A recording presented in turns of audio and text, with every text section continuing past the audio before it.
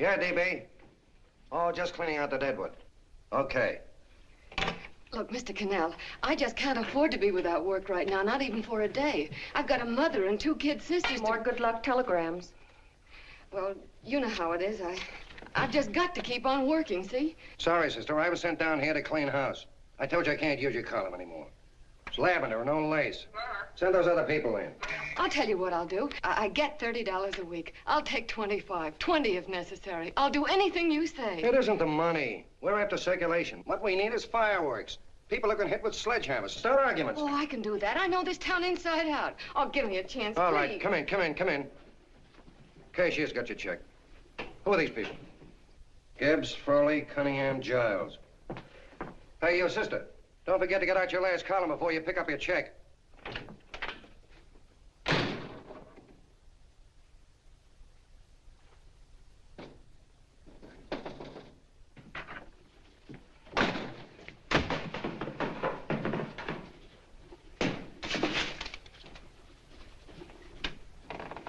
You're a couple of sticks shy in your column, man. Big rich slob like D.B. Norton buys a paper and 40 heads are chopped off.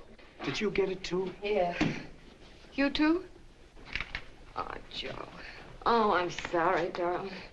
Why don't we tear the building down? Before you do, Ann, perhaps you'd better finish this column. Yeah, lavender and old lace. Wait, Joe. Wait. Wants fireworks, huh? Okay.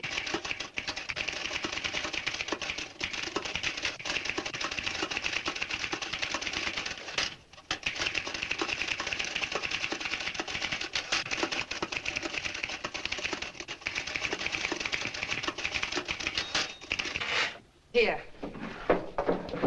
Below is a letter which reached my desk this morning. It's a commentary on what we laughingly call a civilized world. Dear Miss Mitchell, 4 years ago, I was fired out of my job. Since then, I haven't been able to get another one. At first, I was sore at the state administration because it's on account of the slimy politics here we have all this unemployment. But in looking around, it seems the whole world's going to pot. So in protest, I'm going to commit suicide by jumping off the City Hall roof. Signed, a disgusted American citizen, John Doe. Editor's note, if you ask this column, the wrong people are jumping off the roofs. Hey, Ann, this is the old fakeroo, isn't it? Never mind that, Joe. Go ahead. Sorry,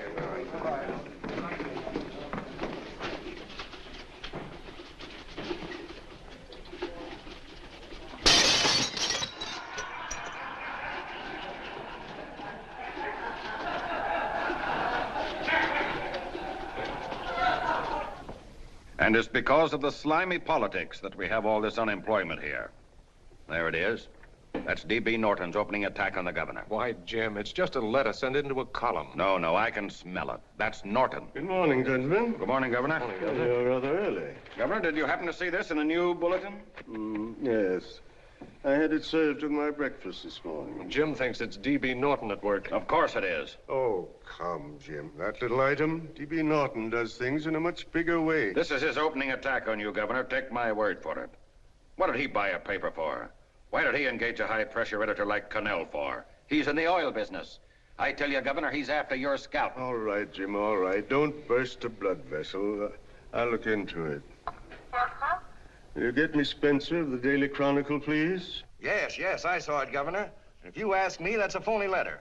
Why, that gag has got whiskers on it. Okay, I'll get the mayor and maybe the Chamber of Commerce to go after them. Get Mayor Lovett on the phone. Sorry, the mayor's busy on the other phone. Yes, I know, Mrs. Brewster. It's a terrible reflection on our city. I've had a dozen calls already. Spencer of the Chronicle. Hold him. Just a minute. Yes, Mrs. Brewster. I'm listening. I insist that this John Doe man be found and given a job at once. Now, if something isn't done about it, I'll call out the whole auxiliary. Yes, and the junior auxiliary, too. We'll hold a meeting and see that it is. Yes, Spencer? Who? The governor? Well, what about me? It's my building he's jumping off of, and I'm up for re-election, too. What are you doing? Get Cannell at the bulletin. Why, he's liable to go right past my window. Get me Cannell. What was that? What? Out the window. Something just flew by. I didn't see anything. Well, don't stand there, you idiot. Go and look. Open the window. Oh, why did he have to pick on my building? Is there a crowd in the street? No, sir. Then maybe he's caught on a ledge. Look again. We'll not tolerate I think it must have been a seagull. A seagull? What's a seagull doing around the city hall? That's a bad omen, isn't it? Oh, no, sir. The seagull is a lovely bird. It's all right, Mrs. Brewster. It was just a seagull. Can I help? Nothing's happened yet. No, I'm watching. Don't worry, Mrs. Brewster. Just leave it all to me. Spencer, I'll call you back. Hello, Canal? What are you doing? This is the mayor. Yes, Mayor Lovett. How many times are you going to call me? I've got everybody and his brother and sister out looking for him. Did you see the box I'm running? An appeal to John Doe. Think it over, John. Life can be beautiful, says Mayor. If you need a job, apply to the editor of this paper and so forth and so forth. Okay, Mayor, I'll let you know as soon as I have something. What? Well, pull down the blinds. Been up to Miss Mitchell's house, boss. Boy, she's in a bad way. Where is she? Hey, do you know something? She supports a mother and 2 kids. What do you know about that? Did you find her? No. Her mother's awful worried about her. When she left the house, she said she was going on a roaring drunk. The girl, I mean. Go out and find her. Sure. Hey, but the biggest thing I didn't tell you, her old man's Doc Mitchell. You know the doc Yeah. that saved my mother's life and wouldn't take any money for it? You remember that. Okay, boss, I'll go and look for her. Holy smokes, Commissioner, you've had 24 hours. Okay, Hawkshaw, grab a pencil. Here it is again. About 5'5", brown eyes, light chestnut hair, and as fine a pair of legs as ever walked into this office. Did you want to see me? No. I've had the whole Army and Navy out searching for you because that's a game we play here every day. I remember distinctly being fired. That's right. But you have a piece of property that still belongs to this newspaper, and I'd like to have it. What's that? The letter. What letter? The letter from John Doe. Oh, The whole town's in an uproar. We've got to find him, and the letter's the only clue. there is no letter. We'll get a handwriting expert to... What? There is no letter. Say that again. There's no letter. I made it up. You made it up. Mm-hmm. You said you wanted fireworks. Don't you know there are 9 jobs waiting for this guy? 22 families want to board him free. 5 women want to marry him, and the mayor's practically ready to adopt him, and you... Just call the morgue, boss. They said there's a girl there. Shut up. Ann, say, why didn't you... Beanie. Only one thing to do, Hank. Drop the whole business quickly. How? Run a story. Say John Doe was in here and is sorry he wrote the letter and... That's right. They've got it, sure. He came in here, and I made him change his mind. Bulletin editor saves John Doe's life. Why, it's perfect. I'll have Ned write it up. Oh, Ned, I got a story I want you to... Wait a minute. Listen, you great, big, wonderful genius of a newspaper man. You came down here to shoot some life into this dying paper, didn't you? Well, the whole town's curious about John Doe, and boom, just like that, you're going to bury him. There's enough circulation in that man to start a shortage in the ink market. In what, man? John Doe. What John Doe? John Doe, the one I made up. Look, genius, now look. Suppose there was a John Doe and he walked into this office. What would you do? Find him a job and forget about the whole business, I suppose, huh? Not me. I'd make a deal with him. A deal? Sure, when you get hold of a stunt that sells papers, you don't drop it like a hot potato. Well, this is good for at least a couple of months. You know what I'd do? Between now and, let's say, Christmas when he's gonna jump, I'd run a daily on. Starting with his boyhood, his schooling, his first job. A wide-eyed youngster facing a chaotic world. The problem of the average man, of all the John Does in the world. Now, then comes the drama. He meets discouragement. He finds the world his feet of clay. His ideals crumble. So what does he do? He decides to commit suicide and protest against the state of civilization. He thinks of the river, but no. No, he has a better idea. The city hall. Why? Because he wants to attract attention. He wants to get a few things off his chest, and that's the only way he can get himself heard. So? So he writes me a letter, and I dig him up. He pours out his soul to me. And from now on, we quote, I protest by John Doe. He protests against all the evils in the world. The greed, the lust, the hate, the fear. All of man's inhumanity to man. Arguments will start. Should he commit suicide or should he not? People will write in pleading with him. But no, sir, John Doe will remain adamant. On Christmas Eve, hot or cold, he goes. See? Very pretty. Very pretty indeed, Miss Mitchell. But would you mind telling me who goes on Christmas Eve? John Doe. What John Doe? The one we hire for the job, you lunkhead. Wait a minute. Let me get this through this lame brain of mine. Are you suggesting we go out and hire someone to say he's going to commit suicide on Christmas Eve? Is that it? Well, you're catching on. Who, for instance? Anybody. Beanie'll do. Why, sure. Who, me? Jump off a... Oh, no, any time at Christmas. I'm superstitious.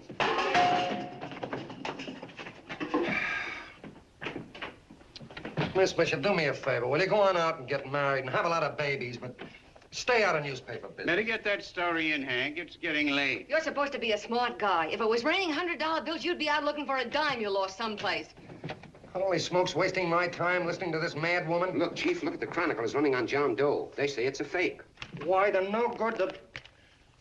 John Doe story, amateur journalism. It's palpably phony. It's a wonder anyone is taking it serious. What do you think of those guys? That's fine. That's fine. Now fall right into their laps. Go ahead. Say John Doe walked in and called the whole thing off. You know what that's going to sound like on top of this. That's all, Ned. Thank you. All right. Amateur journalism, huh? Why, that bunch of sophomores, I can teach them more about... Hey, boss, get a load of this. What? Look. What do they want? They all say they wrote the John Doe letter. Oh, they all wrote the letter. Tell them all to wait. Look, Mr. Cannell, one of those men is your John Doe. They're desperate and will do anything for a cup of coffee. Pick one out and you can make the Chronicle eat their words.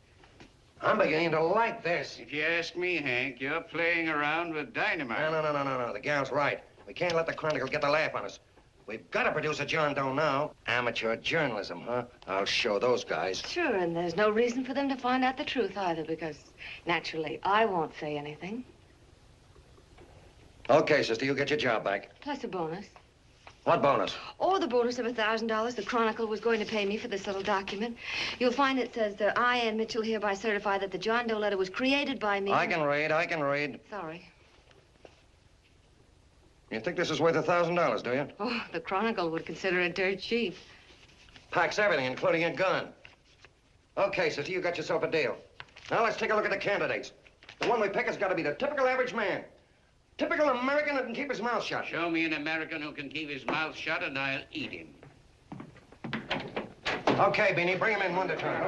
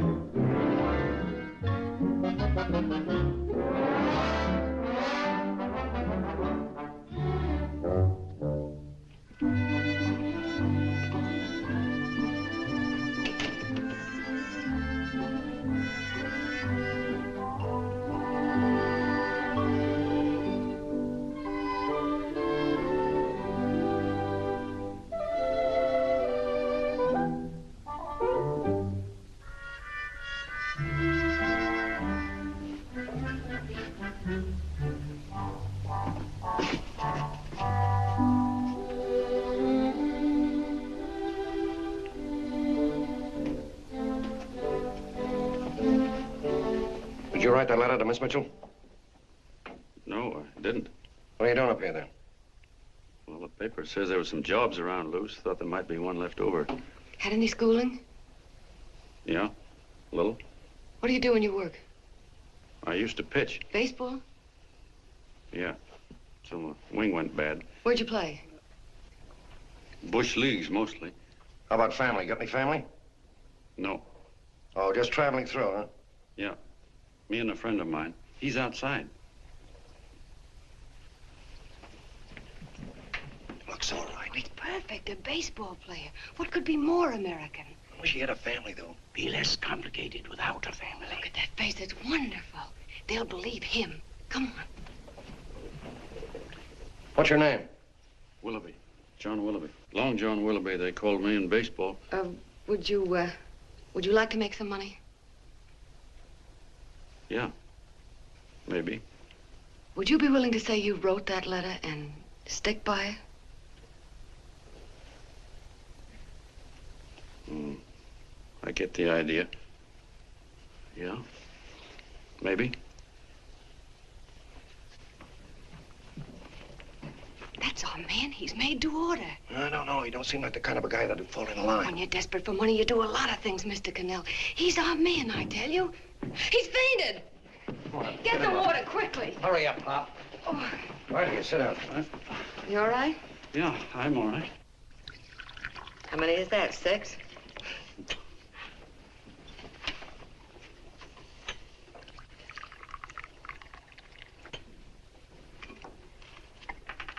Pretty hungry, weren't you? All this John Doe business is batty, if you ask me. Well, nobody asked you. Trying to improve the world by jumping off buildings. You couldn't improve the world if the buildings jumped on you. Don't mind the colonel. He hates people. He likes you well enough to stick around. Well, that's because we both play doohickeys. I met him in a boxcar a couple of years ago. I was fooling around with my harmonica, and he comes over and joins in. I haven't been able to shake him since.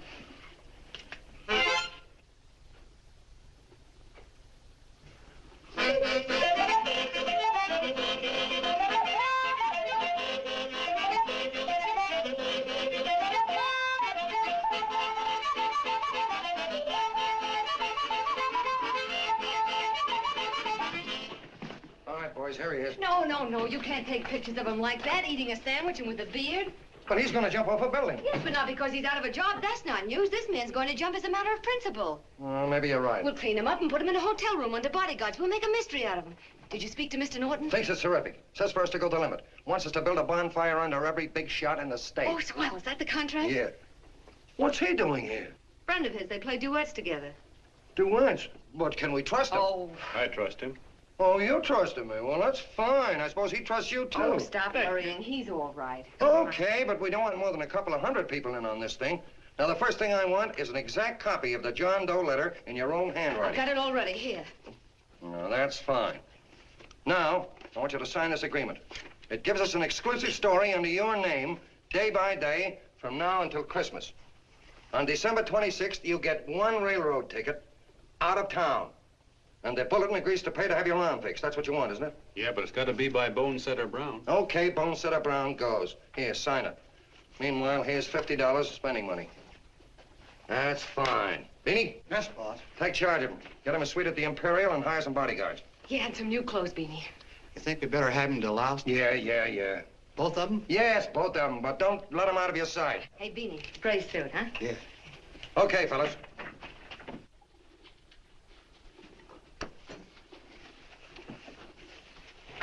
Take it easy, John Doe.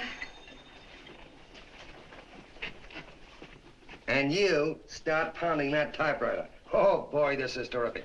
No responsibilities on our part, just statements from John Doe, and we can blast our heads off. Before you pop too many buttons, don't forget to make out that check for $1,000. Okay, fellas, now, let me see. You sit outside the door. Nobody comes in, see? You two fellas sit in here. Hey, pretty nifty, huh? You ain't gonna get me to stay here. Sure you are. No, sir. That spot under the bridge where we slept last night's good enough for me. Say, what'll I do with this baggage? Well, stick him in the bedroom. Give me mine, I ain't staying. You know, we were headed for the Columbia River country before all this John Doe business came up. You remember that, don't you? Sure, I remember. Say, your ears popped coming up in the elevator. Mine did. Oh, long, John. I tell you, it's no good. You're gonna get used to a lot of stuff that's gonna wreck you. Why, that $50 in your pocket's beginning to show up on you already. And don't pull that on me, neither. Stop worrying, Colonel. I'm gonna get my arm fixed out of this. Hey, here's some cigars the boss sent us. Have one. Hey, Help cigars. yourself. No.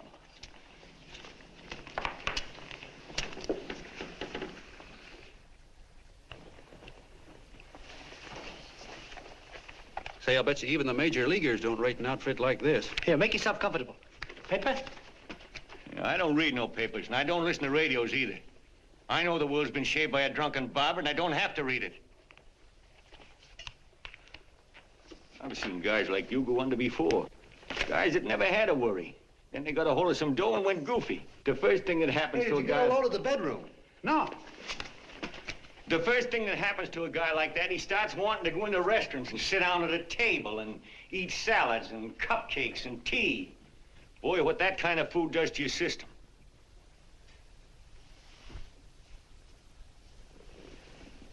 The next thing the dope wants is a room.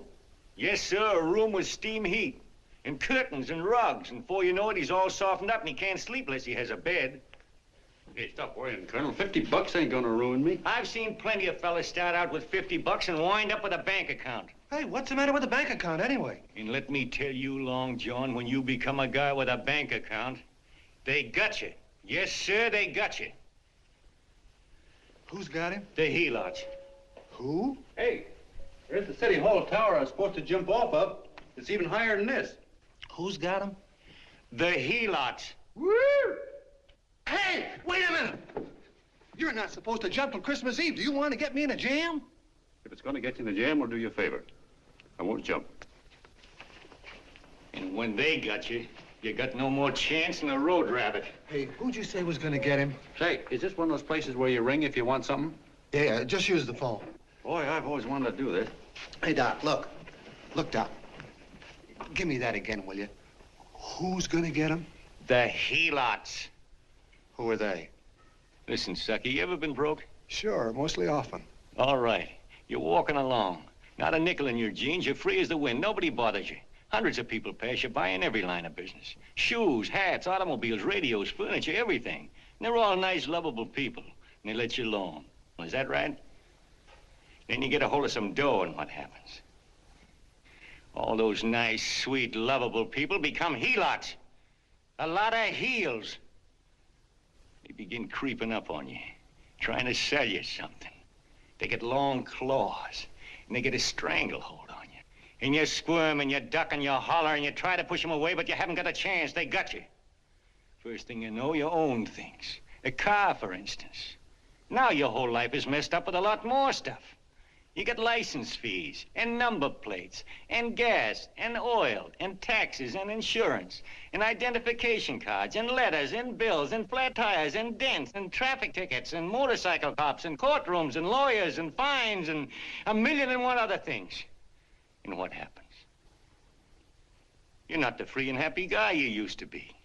You gotta have money to pay for all those things. So you go after what the other fellas got. And there you are. You're a helot yourself.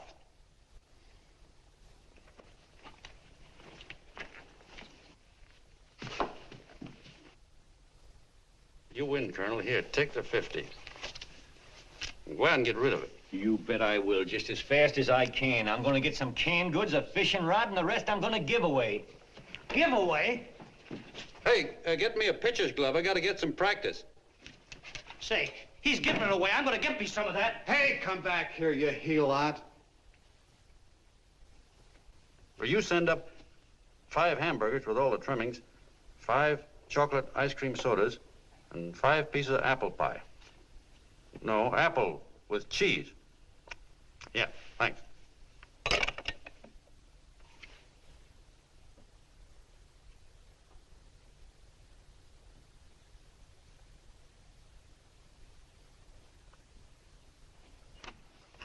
Hello there.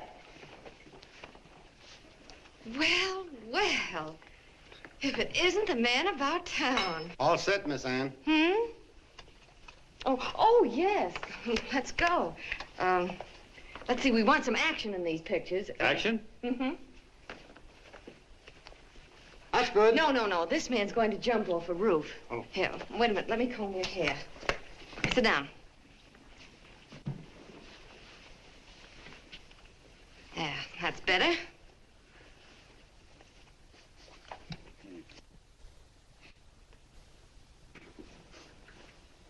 You know, he's got a nice face, hasn't he? Yeah, he's pretty. Here, sit down. Quiet, egghead. All right, now a serious expression. Can't. I'm feeling too good. Oh, come on now. This is serious. You're a man disgusted with all of civilization. With all of it? Yes, you're sore at the world. Come on now. Oh, crabby guy, huh? Yeah. No.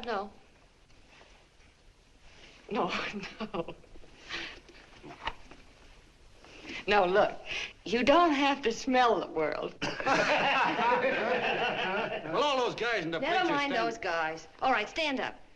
Now, let's see what you look like when you protest. Against what? Against anything, just protest. You got me. Oh, look, I'm the umpire, and you just cut the heart of the plate with your fast one, and I called it a ball. What would you do? Oh, you did, huh? Yeah. Why can't you call him right, you boneheaded... Grab it, Eddie, grab it!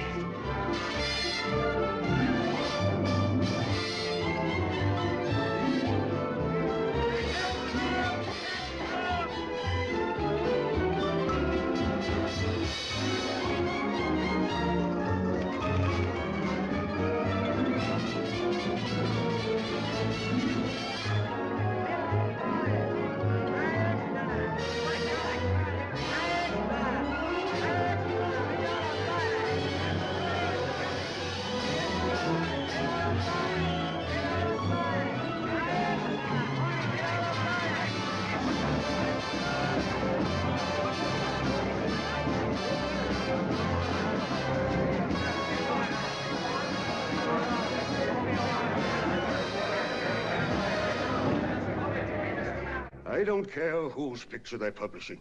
I still say that this John Doe person is a myth, and you can quote me on that. And I'm going to insist on his being produced for questioning. You know as well as I do that this whole thing is being engineered by a vicious man with a vicious purpose, Mr. D.B. Norton.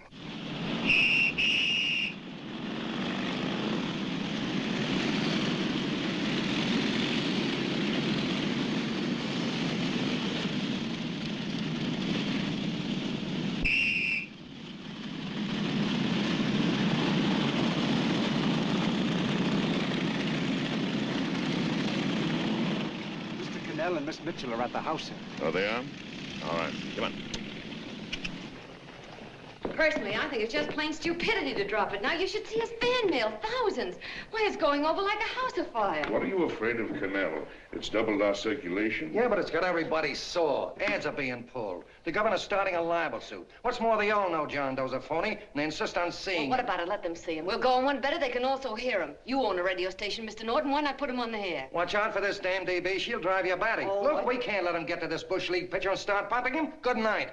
Now, tell him what that screwball might do. I walk in yesterday, here he is, standing on a table with a fishing pole, fly casting. Take my advice and get him out of town before this thing explodes in our faces. If you do, Mr. Norton, you're just as much of a dumb cluck as he is. Excuse me. No, you got yourself a meal ticket and you hate to Sure, let it's go. a meal ticket for me, I admit it, but it's also a windfall for somebody like Mr. Norton who's trying to crash national politics. That's what you bought the newspaper for, isn't it? You want to reach a lot of people, don't you? Well, put John Doe in the air and you can reach 130 million of them. He can say anything he wants and they'll listen to him. All right, we'll forget the governor and the mayor and all the small fry like that. This can arouse national interest. If he made a hit around here, he can do it every place else in the country. And you'll be pulling the strings, Mr. Norton. Go down to the office and arrange for some radio time. What, DB, you're not going want to it fall... as soon as possible.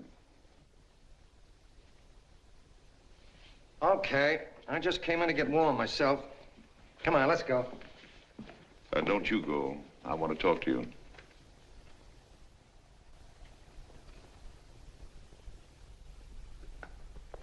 Sit down.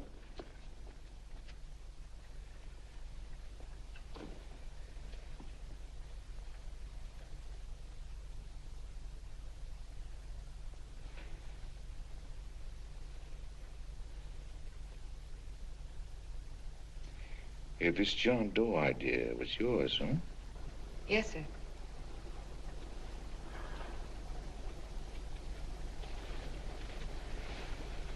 How much money do you get? $30. $30. Well, what are you after? I mean, what do you want? A journalistic career? Money. Money? Well, I'm glad to hear somebody admit it. Do you suppose you could write a radio speech that would put that fellow over? Oh, I'm sure I can. Do it, and I'll give you $100 a week. $100? That's only the beginning. You play your cards right, and you'll never have to worry about money again. Oh, I knew it. Hello. Hello. Whenever there's a pretty woman around. This is my nephew, Ted Sheldon, Miss Mitchell. How do you do? How do you do? All right, Casanova, I'll give you a break. See that Miss Mitchell gets a car to take her home. Always reading my mind, aren't you? Thank you very much for everything. And Miss Mitchell, I think from now on you'd better work directly with me. Yes, sir.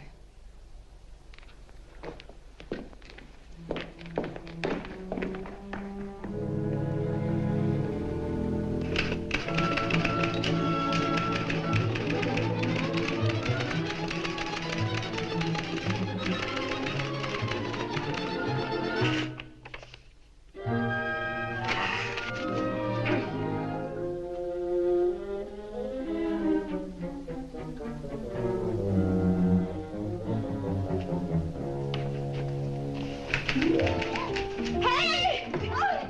I thought you were asleep. Oh, you little brat, you're just falling. I said good night. Come, children. It's past your bedtime. Come on, Mama. Come on.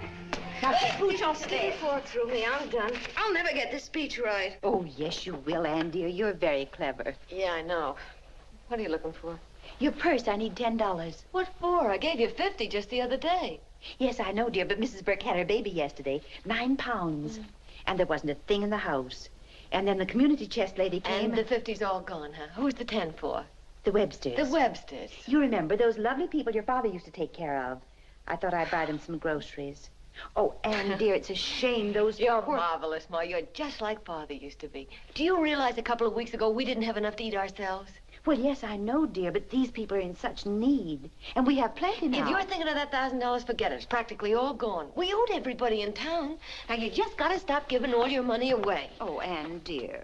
Oh, I'm sorry, Ma. Oh, don't pay any attention to me. I guess I'm just upset about all this. Gee whiz, here I am with a great opportunity to get somewhere, to give us security for once in our lives, and I'm stuck. If I could put this over, your Mrs. Burke can have 6 babies. You mean this speech you're writing? Yeah, I don't know. I simply can't get it to gel.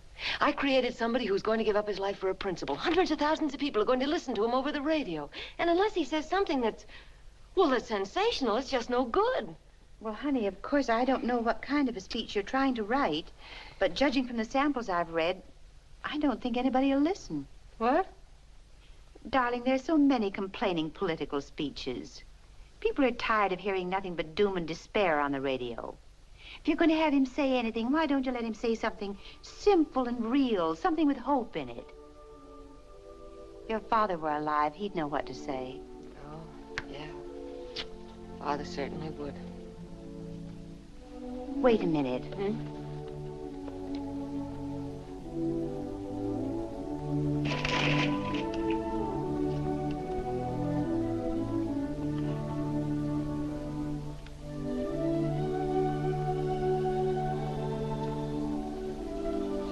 That's your father's diary, Anne. Father's... I never knew he had a diary. There's enough in it for 100 speeches. Things people ought to hear nowadays. You'll be careful of it, won't you, dear? It's always helped to keep your father alive for me. You bet I will, Ma. Wait a minute. John Doe don't want to sign no autographs. Well, what does he do all day? What does he do all day? He's writing out his memories. Sorry, lady, you can't see Mr. Doe. He wants to be alone. No. No, he just sits around all day and commutes with himself.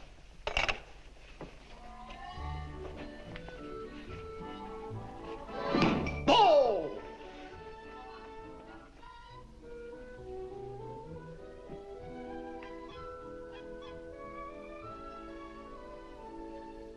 I don't know how you're going to stand it around here till after Christmas. I'll bet you ain't heard a train whistle in 2 weeks.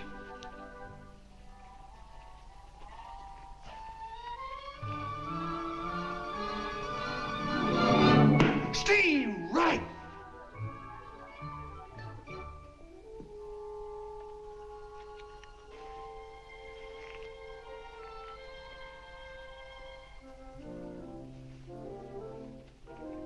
I know why you're hanging around.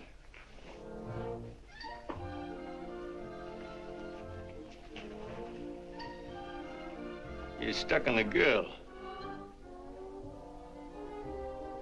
That's all a guy needs is to get hooked up with a woman.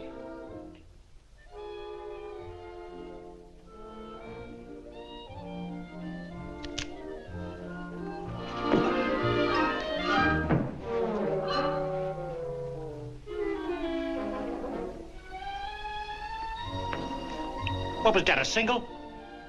First baseman dropped the ball. Butterfingers. Tough luck, pal.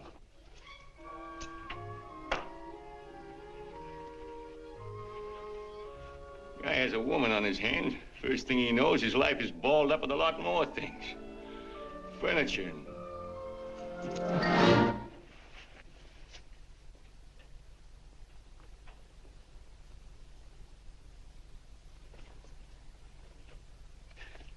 Did you get him? You're out. Swell. What's this, the end of the 8th? 9th.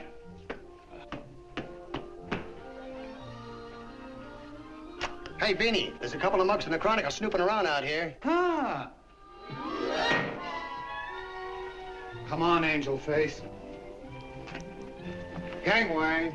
What's the score, Angel Face? 3-2, our favor. Gee, that's great.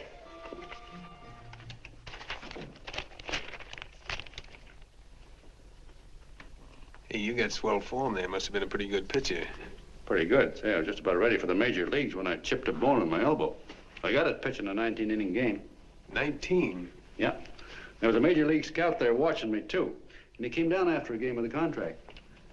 You know what? I couldn't lift my arm to sign it. I'll be okay, though, as soon as I get it fixed up. It's too bad. What do you mean, too bad? Huh? Oh, that you'll never be able to play again. What are you talking about? I just told you I was going to get... Well, you know how they are in baseball if a guy's mixed up in a racket. Racket? What do you mean? Well, I was just thinking about this John Doe business. Why, as soon as it comes out it's all a fake, you'll be washed up in baseball, won't you? Yeah. Hey, doggone. I never thought about that.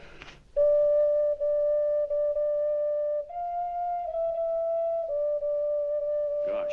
And another thing, what about all the kids in the country? The kids that idolize ball players. What are they gonna think about you? Yeah. Hey, Colonel. Did you hear that? I gotta figure some way out of this thing. Elevators are still running. I know one way you can do it. How? Well, when you get up there on the radio, all you have to do is to say the whole thing's a frame-up. Make you a hero sure as you're born. Yeah, but how am I gonna get my arm fixed? Well, that's a cinch. I know somebody that'll give you $5,000 just to get up on the radio and tell the truth. $5,000? Yeah, $5,000, and he gets it right away. You don't have to wait till Christmas. Look out, Long John. They're closing in on you. Say, who's putting up this dough? Fellow runs the Chronicle. Here's the speech you make, and it's all written out for you. $5,000.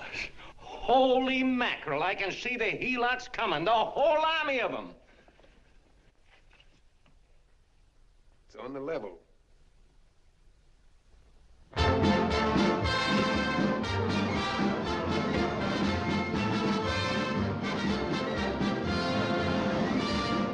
No, I'm sorry.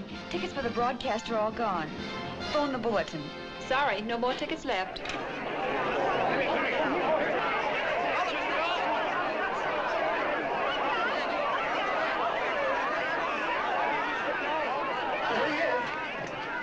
Hello, John. All set for the big night? Swell. Turn around. One moment. Now stand still. Hold it, Mr. Doe. Hold it. Big smile, Mr. Doe. That's swell. Okay, Petey, that's All right, all. Take stand him here. out. Come on, Now, look, John, here's the speech. It's in caps and double spaced. You won't have any trouble reading it. Not nervous, are you? No. Of course not. He wouldn't be. Who? John Doe, the one in there. Hey, don't let your knees rattle. It picks up on the mic. Oh, Beanie, you needn't be nervous, John. All you have to remember is to be sincere. Pick up that phone, Miss Mitchell. It's for you. Okay. Hello? Yes, Mother. Oh, thank you, darling. Oh, there he is, the poor dear man. Oh, good luck to you, Mr. Doe. We want you to know that we're all for you. The girls all decided that you're not to jump off any roof at all. Even if we have to go, we'll stop it. You got the speech I gave you? Yeah. Now, look. I'll give this money to the colonel just as soon as you get started. We'll have a car waiting at the side entrance for you. Okay. How'd you get in here? Huh? Oh, I just came in to wish him luck. Come on, out. Mother says good luck, too. John, when you read that speech, please believe every word of it. He's turned out to be a wonderful person, John. Who? John Doe, the one in the speech. Oh. You know something? I've actually fallen in love with him. All right, there he is, sister. Now, come on, plenty of both. What's the idea? No, that's too much. That's not so much. Come on. That's it. Oh, this is no time for cheap publicity, Mr. Cannell. Listen, if that guy lays an egg, I want to get something out of it. I'm getting a Jane Doe ready. Oh, come on. Here. Will you, fellas? Give me a All right, chance. that's I enough. have to raise just one more. Well, that's fine, honey. You go ahead. After you've been doing. You turn it, honey. Go ahead. How you doing? Oh. All right, Benny, bring him in. Holy smoke, a half a helot. There you are, boss, just like you ordered. Symbols of little people. Okay, get him up. All right, young fella. This is ridiculous, Mr. Cannell. Come on, give me a chance. The man's on the air. One shot. Oh, fellas, of course you can have all the pictures you want afterwards. No, come on, afterwards. You can have a... Come on, that's right. Afterwards, you can get all the pictures you want. Thank you very much. Come on, will you? Afterwards, that's right. Come on, Snooks, you better bail out. Okay, goodbye, Mr. Doe. Beanie. All right. Better get ready. 1 minute to go. Wow, 1 minute to go and the score is nothing to nothing. Now, please, John, you won't let me down, will you? Will you? Of course you won't. If you'll just think of yourself as the real John Doe. Listen, everything in that speech are things a certain man believed in. He was my father, John. And when he talked, people listened. And they listened to you, too. Funny. You know what my mother said the other night? She said to look into your eyes, that I'd see Father there. Hey, what do you say? Okay, we're coming. Come on. Now, listen, John, you're a pitcher. Now get in there and pitch. Good luck. Give him room, let him through. Come on.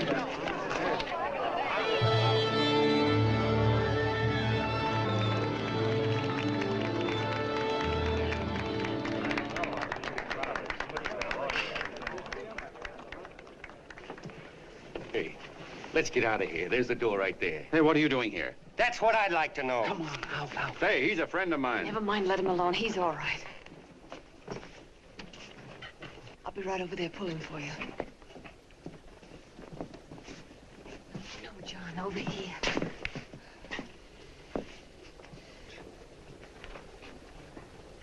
Stand by.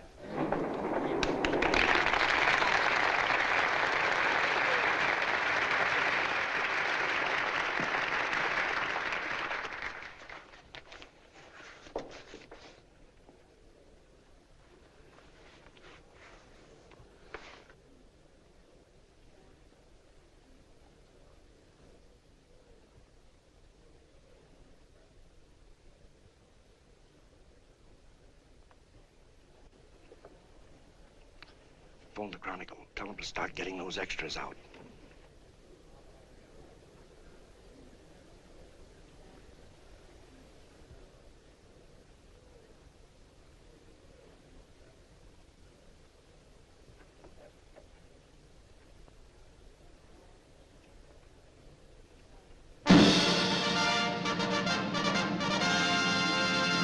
And good evening, ladies and gentlemen. This is Kenneth Fry speaking for the New Bulletin.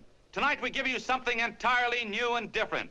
Standing beside me is the young man who has declared publicly that on Christmas Eve he intends to commit suicide, giving as his reason, quote, "I protest against the state of civilization," end quote. Ladies and gentlemen, the New Bulletin takes pleasure in presenting the man who is fast becoming the most talked of person in the whole country, John Doe.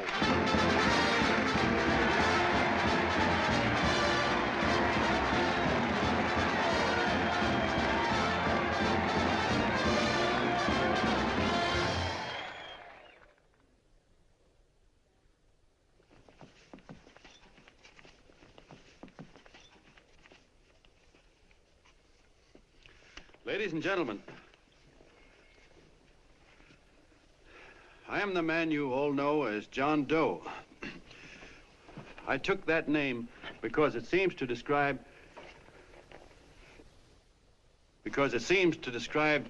the average man. And that's me. And that's me. Well, it was me before I said I was going to jump off the city hall roof at midnight on Christmas Eve. Now I guess I'm not average anymore. Now I'm getting all sorts of attention. From big shots, too. We've been double-crossed. The mayor and the governor, for instance. They don't like those articles I've been writing. You're an imposter, young fellow. That's a pack of lies you're telling. Who wrote that speech for you? Benny, get that gun. Hey, kid.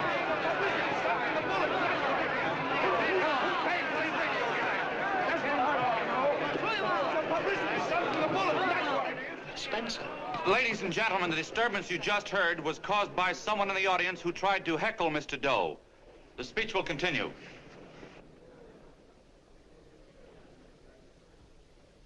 Well, people like the governor and that fella there can stop worrying. I'm not going to talk about them. I'm going to talk about us, the average guys, the John Does. If anybody should ask you what the average John Doe is like, you couldn't tell him because he's a million and one things.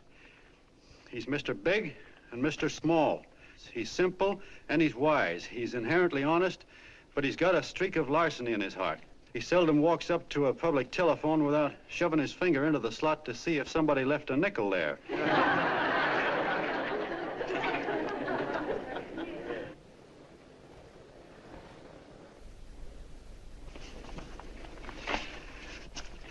He's the man the ads are written for. He's the feller everybody sells things to. He's Joe Doe, the world's greatest stooge and the world's greatest strength.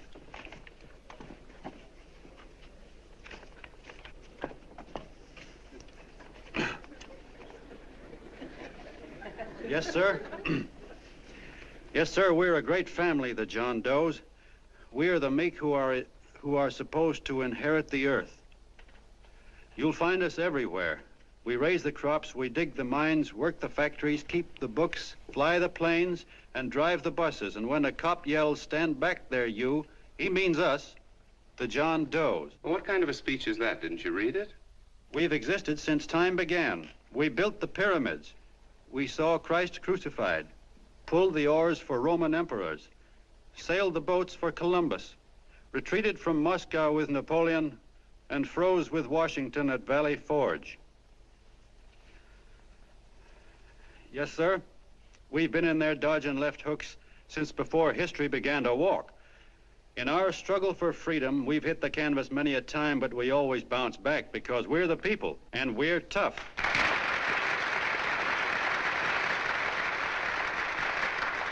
They've started a lot of talk about free people going soft, that we can't take it. That's a lot of hooey. A free people can beat the world at anything, from war to tiddlywinks, if we all pull in the same direction.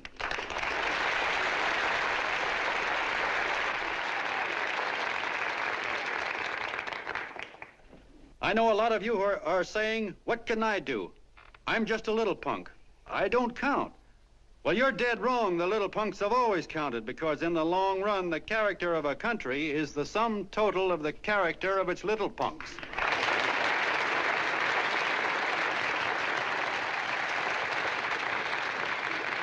But we've all got to get in there and pitch. We can't win the old ball game unless we have teamwork.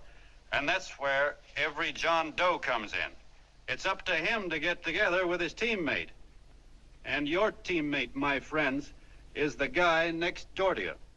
Your neighbor. He's a terribly important guy, that guy next door. You're going to need him, and he's going to need you, so look him up. If he's sick, call on him. If he's hungry, feed him.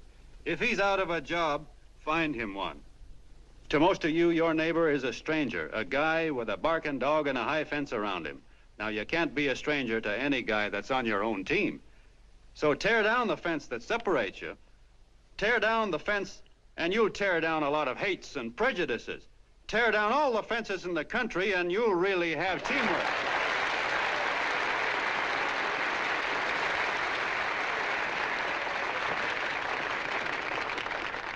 I know a lot of you are saying to yourselves, he's asking for a miracle to happen. He's expecting people to change all of a sudden. Well, you're wrong. It's no miracle. It's no miracle because I see it happen once every year, and so do you, at Christmas time. There's something swell about the spirit of Christmas, to see what it does to people, all kinds of people. Now, why can't that spirit, that same warm Christmas spirit, last the whole year round? Gosh, if it ever did, if each and every John Doe would make that spirit last 365 days out of the year, we'd develop such a strength, we'd create such a tidal wave of goodwill that no human force could stand against it. Yes, sir, my friends. The meek can only inherit the earth when the John Does start loving their neighbors. You better start right now. Don't wait till the game is called on account of darkness. Wake up, John Doe. You're the hope of the world.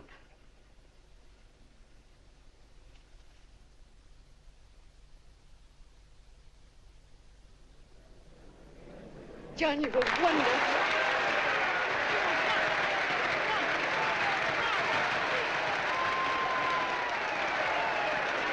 Let's get out of here. Now you're talking.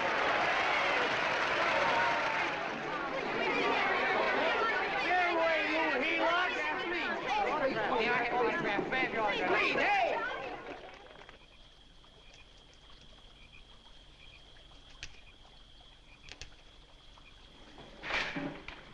I knew you'd wake up sooner or later. Boy, am I glad we got out of that mess. I had the $5,000 sewed up. Could have been on my way to old Doc Brown. You're a pitcher, John, she says. Now, go in there and pitch. What a sucker. Yeah, she's a heel-lot just like the rest of them. It's lucky you got away from her. What was I doing up there making a speech anyway? Me, huh? Geez, the more I think about it, the more I could... Tear down all the fences. Why, if you tore one picket off of your neighbor's fence, he'd sue you. $5,000 had it right in my hand. What do you mean he ran away?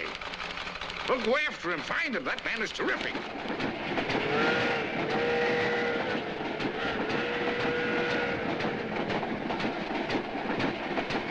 Columbia River, here we come.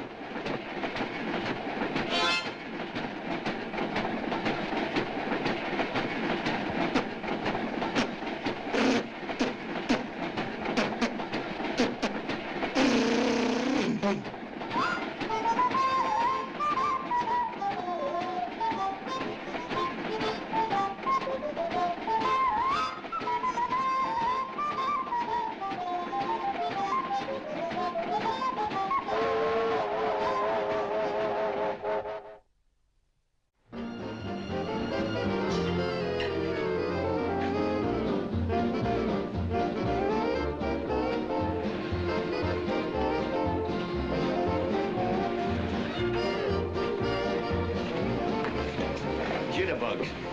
Yeah. Say, how much money we got left? 4 bits. Better make it donuts, huh? Yeah.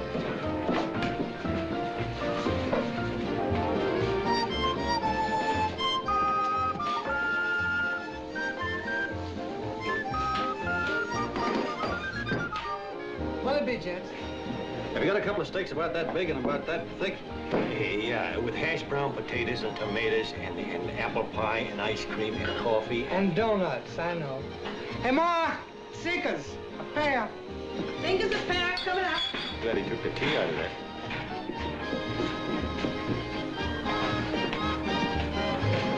Hey, look. Join the John Doe Club.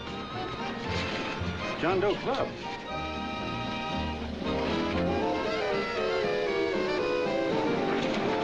Uh-oh. You John Doe? Who?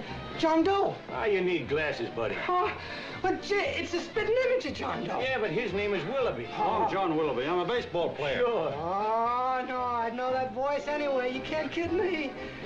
You John Doe. Hey, Ma! Ma! That's John Doe. John Doe? Yeah, sitting right there, big as life. Who'd you say it was? John Doe, the big guy there. I know. Pictures in the paper. That's John Guy. John Doe. John Doe. Sitting right there, John Doe. Hey, operator, Dan's Beanery. Look, call everybody in town. John Doe was just in my place. Yeah, he ordered donuts.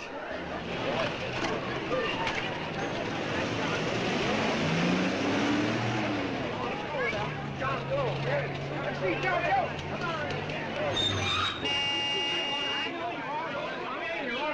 John Doe, we're all neighbors. And my office is packed like a sardine box. What does John Doe look like, Mr. Mayor? Oh, he's one of those great big outdoor type men. No, you can't see him. You didn't vote for me the last time. Shame on you. What are you doing there? Get off my front porch anyhow. Mr. Norton come yet? Oh, well, I wonder where he's at. What's keeping him? He should have been here 15 minutes ago. Oh, there he comes now. Now, everybody on your dignity. Don't do anything to disgrace us. A little town, but we got to show off. Better let me talk to him. All right, but present it to him as a great cause for the common man. Ah, here he comes. Now, give him room down there. Give him room, folks. Come on now. Come on, here they come. Here they come. Here's Mr. Norton. How do you do, Mr. Norton? I'm Mayor Hawkins. Here's Mr. Miles. Let me go, you darn fool. I'm the mayor. Mr. Norton. Mr. Norton. Mr. Norton. I'm Mayor Hawkins. Your office telephoned me to hold him. Well, that's fine. How is he? Oh, he's fine. He's right in my office there. You know, it's a great honor having John Doe here, and you too. Haven't had so much excitement since the old City Hall burned down. People are so excited and they'll tore his clothes off. Oh, Matilda, darling, phone the newspapers, tell them Mr. Norton's here. Step right inside, Mr. Norton. My office. Very comfortable here, Mr. Norton. Just had it air conditioned. Gangway, please. Get room for Mr. Norton. Gangway. Gangway. Here he is, Mr. Norton. Well taken care of. The neighbors are serving him a light lunch. Hello, John. Well, Mr. Mayor, if you don't mind, we'd like to talk to him alone. Why, certainly, certainly. All right, everybody. Clear out. But you... Everybody, quickly now. Come on. Look at that. Come on. That's All right. Don't argue with me here. Wait till we get home. Don't you push me around like that. Even though I'm your wife, you can't push me around. Look, Mr. Norton, I think you got a lot of nerve having those people hold us here. There's nobody holding you here, Mr. Doe. It's only natural There's that people... nobody holding us here. Let's get going. Incidentally, my name isn't Doe, it's Willoughby. Look, John, something terribly important's happened. They're forming John Doe clubs. We know of 8 already, and they say that there's John Doe clubs? What for? To carry out the principles you talked about in your radio speech. I don't care what they're forming. I'm on my way, and I don't like the idea of being stopped either. Oh, but you don't know how big this thing is. You should see the thousands of telegrams we've received and what they're saying about you. Look, it started as a circulation stunt, didn't it? Well, you got your circulation. Now, why don't you let me alone? Oh, it started as a circulation stunt, but it isn't anymore. Mr. Norton wants to get back of it and sponsor John Doe clubs all over the country. He wants to send you on a lecture tour. Me? Uh-huh. Well, certainly, with your ability to influence people, it might grow into a glorious movement. Say, let's get something straight here. I don't want any part of this thing. If you got an idea I'm going around lecturing to people, why, you're crazy. Baseball's my racket, and I'm sticking to it. Come on, Colonel, let's get out of here. John, please, please. I just got rid of one crowd. But please, Mr. Mayor, tell him the John Doe Club wants to talk to him. Let them in, Mr. Mayor. Let them come in. Okay, folks, but remember your manners. No stampeding. Walk slow, like you do when you come to pay your taxes.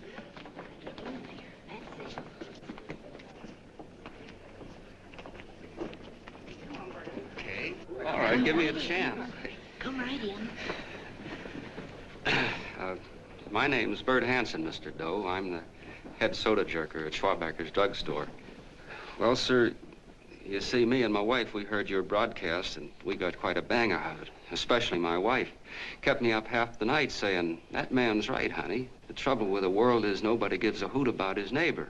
That's why everybody in town's sore and cranky at each other. And I kept saying, well, that's fine, but how's a guy gonna go around loving the kind of neighbors we got? Old Sourpuss, for instance. You see, Sourpuss Smithers is a guy lives all alone next door to us. He's a cranky old man that runs a second-hand furniture store. We haven't spoken to him for years. I always figured he was an ornery old gent that hated the world because he was always slamming his garage door and playing the radio so loud he kept half the neighbors up. Well, anyway, the next morning I'm out watering the lawn and I look over and there's Sourpuss on the other side of the hedge straightening out a dent in his fender. And my wife yells to me out the window. She says, go on, speak to him, Bert. And I figured, well, heck, I can't lose anything, so I yelled over to him, good morning, Mr. Smithers. He went right on pounding his fender. Was I burned? So I turned around to give my wife a dirty look, and she said, louder, louder, he didn't hear you. So in a voice you could have heard in the next county, I yelled, good morning, Mr. Smithers. Well, sir, you could have knocked me over with a feather. Old Sourpuss turned around, surprised-like, and he put on a big smile, came over and took my hand like an old lodge brother, and he said, good morning, Hanson. I've been wanting to talk to you for years, only I thought you didn't like me. And then he started chatting away like a happy little kid, and he got so excited his eyes all... Well, Mr. Doe, before we got through, I found out Smithers is a swell egg, only he's pretty deaf, and that accounts for all the noises. And he says it's a shame how little we know about our neighbors. And then he got an idea. And he said, how's about inviting everybody someplace where we can all get together and know each other a little better? Well, I'm feeling so good by this time, I'm ripe for anything. So Smithers goes around the neighborhood inviting everybody to a meeting at the schoolhouse. And I tell everybody that comes in the store, including Mr. Schwabecker, my boss. I'm talking too much. Well, I'll be doggone if for 40 people don't show up. Of course, none of us knew what to do, but we sure got a kick out of seeing how glad everybody was just to say hello to one another. Tell him about making Sourpuss chairman. Oh, yeah, we made Sourpuss chairman and decided to call ourselves the John Doe Club. And say, incidentally, this is my wife. Come here, honey. This is my wife, Mr. Doe. How do you do, Mr. Doe? Sourpuss is here, too. Oh, is he? This is Sourpuss, or excuse me, Mr. Smithers, Mr. Doe. That's all right. If you didn't call me Sourpuss, it wouldn't feel natural. Well, anyway, I guess nearly everybody in the neighborhood came except the Delaney's. The Delaney's live in a big house with an iron fence around it, and they always keep their blinds drawn. And we always figured that he was just an old miser that sat back counting his money, so why bother about inviting him? Until Grimes, the milkman, spoke up and he said, say, you've got the Delaney's all wrong. And then he tells us about how they canceled their milk last week and how when he found a note in the bottle, he got kind of curious-like and he sort of peeked in under the blinds and found the house was empty. If you ask me, he says, they're starving. Old man Delaney has been bringing his furniture over to my place at night, one piece at a time, and selling it. Yeah.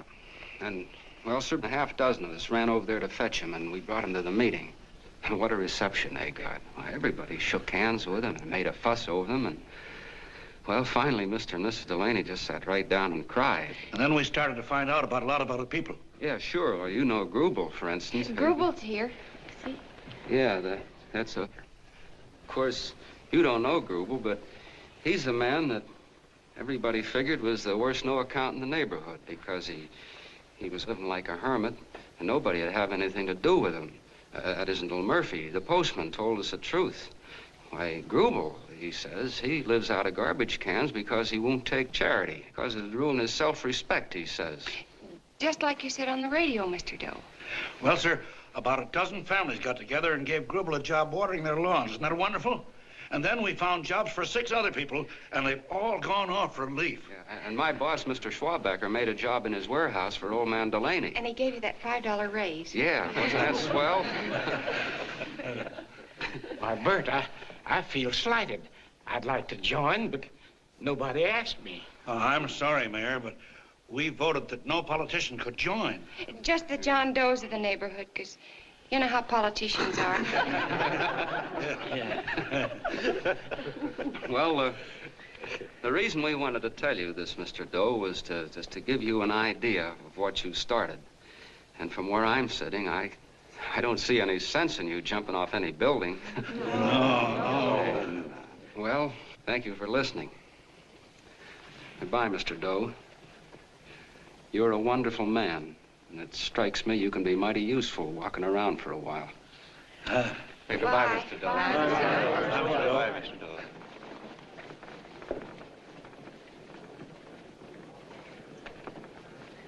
I'm Mrs. Delaney, Mr. Doe. And God bless you, my boy.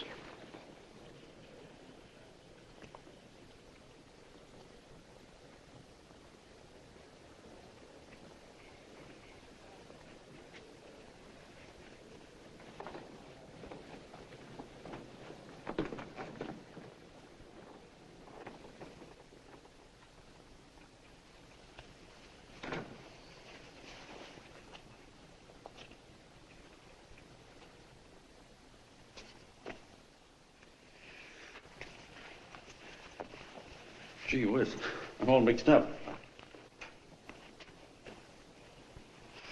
I don't get it.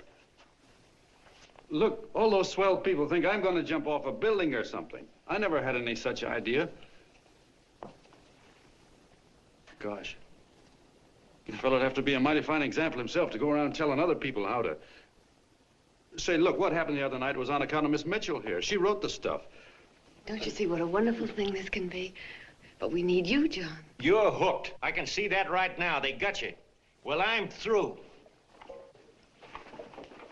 For 3 years, I've been trying to get you up to the Columbia River country.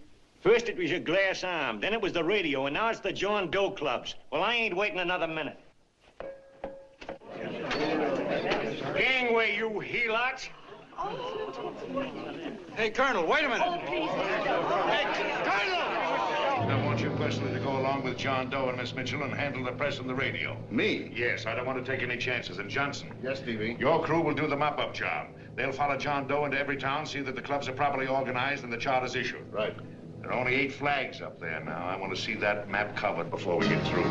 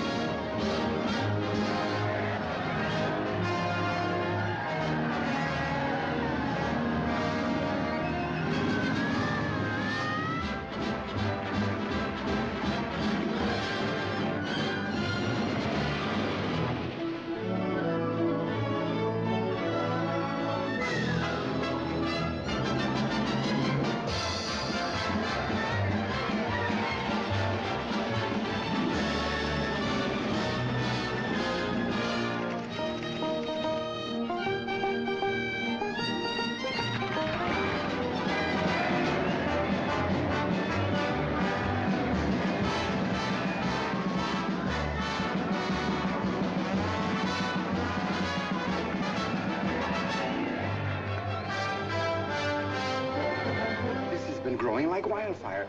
If they made demands, I'd understand it. But the John Does ask for nothing. People are going off relief. If this keeps up, I'll be out of a job. As soon as he gets strong enough, we'll find out what John Doe wants. 30 every Thursday, 60 at 60.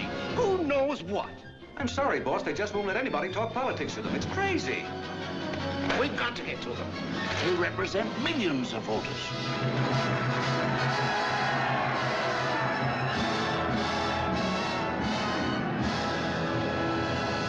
I tell you, ladies and gentlemen, this thing has been nothing short of a prairie fire. We've received so many applications for charters to the John Doe clubs, we haven't been able to take care of them. I'd hate to have that many pins stuck in me. This John Doe convention is a natural. It's going to put our city on the map. Why, over 2,400 John Doe clubs are sending delegates. Can you imagine that? You, Mr. Mayor, will be the official host. You will make the arrangements for decorating the city, parades, and a reception for John Doe when he gets home. And don't wear your high hat. No high hat? No high hat. And from you, Cannell, I want a special John Doe edition every day until the convention is over. And now, if you will, please step into the outer office and look your prettiest because there are photographers there to take pictures of this committee. Don't worry, D.B. Everything will be taken care of. Isn't it all too wonderful? Gather down here in a nice group now. Get a nice picture of you. Oh, Mr. Mayor, would you step down in front row, please? You ladies get close to him. That's it. Well, I don't get it. Get what? Look, D.B., I'm supposed to know my way around. This John Doe movement has cost you a fortune. Now, this convention is going to cost plenty. Well?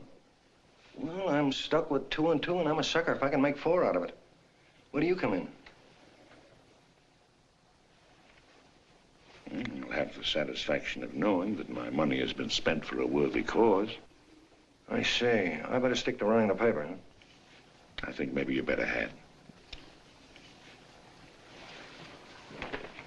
And Cannell, I'd like to have the John Doe contract, all the receipts for the money we advanced him, and the letter Miss Mitchell wrote, for which I gave her $1,000. Yes, sure. Well, we leave for the airport. Half an hour. Is that Johnny boy's room? Better hustle him up. He'll be ready on time. He's packing. Ah, good. Did you see his picture on the cover of Time? Yeah. I gotta give you credit, Annie girl. I've handled a good many big promotions in my time. Everything from a World's Fair to a channel swimmer. But this one has certainly got me spinning. And now a John Doe convention. Wow. Say, if you could only get him to jump off the City Hall roof on Christmas Eve, I'd guarantee you 500,000 people there. Charlie. Hmm? What do you make of him? Oh, Johnny boy? Well, I don't know what angle you want, but I'll give it to you quick. Number 1, he's got great yokel appeal, but he's a nice guy. Number 2, he's beginning to believe he really wrote that original suicide letter that you made up. Number 3, he thinks that you're Joan of Arc or something. Yeah, I know. Number 4, well, you know what number 4 is. He's nuts about you. Yeah, it's running out of his ears. You left out number 5. We're all heels, me especially. Holy smoke. Come in.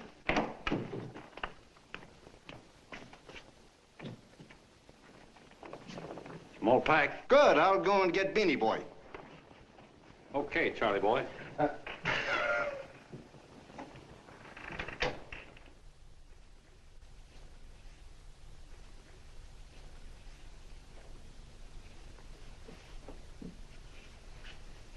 Can I help you pack? No, thank you.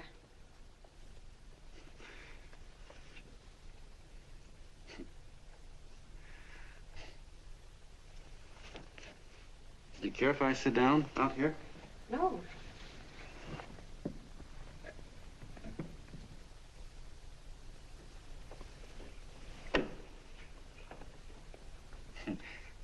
You know, I had a crazy dream last night. It was about you. About me? Yeah, sure was crazy. I dreamt I was your father.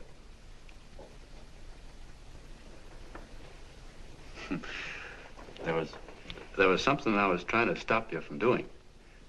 So I got up out of bed and I walked right through the wall here, right straight into your room. You know how dreams are. And there you were in bed. But you're a little girl, you know, about 10. And very pretty, too. So I shook you, and the moment you opened your eyes, you hopped out of bed and started running like the devil in your nightgown. You ran right out the window there, and you ran out over the tops of buildings and roofs and everything for miles. And I was chasing you. And all the time you were running, you kept growing bigger and bigger and bigger, and pretty soon you were as big as you are now, you know, grown up. And all the time I kept asking myself, what am I chasing her for? And I didn't know. Isn't that a hot one? Well, anyway, you ran into some place, and then I ran in after you, and when I got there you were getting married. And the nightgown had changed into a beautiful wedding gown. You sure look pretty, too. And then I knew what it was I was trying to stop you from doing. Dreams are sure crazy, aren't they? Well, would you like to know who it was you were marrying? Oh, a tall, handsome Hugh Bangy, I suppose. No, not that bad. It was that fellow that sends you flowers every day. What's his name? Mr. Norton's nephew? Ted Sheldon. Yeah, that's the one. But here's the funniest part of it all. I was the fella up there doing the marrying, you know, the justice of peace or something. You were? I thought you were chasing me. Well, yes, I was, but I was your father then, you see. But the real me, John Doe, or that is, Long John Willoughby, I was the fella up there with the book. You know what I mean? I guess so. Then what happened? Well, I took you across my knee and I started spanking you. That is, I didn't do it. I mean, I did do it, but it wasn't me, you see. I was your father then. Well, I held you across my knee and I said, Annie, I won't allow you to marry a man that's just rich or that has his secretary send you flowers. The man you marry has got to swim rivers for you. He's got to climb high mountains for you. He's got to slay dragons for you. He's got to perform wonderful deeds for you. Yes, sir. And all the time, the guy up there, you know, with the book, me, just stood there nodding his head. And he said, go to it, Pop. Whack her one from me, because that's just the way I feel about it, too. So he said, come on down here and whack her yourself. So I came down and I whacked you a good one, see? Then he whacked you, and I whacked you another one, and we both started whacking you like... Well, if you're through whacking her, come on, let's get going. Okay, fellas, right in here. You go out the side entrance with a bunch of autograph seekers out front. We'll be down with the bags in a minute. Come on, don't make a government project out of this. Hi, Benny. When's our plane take off?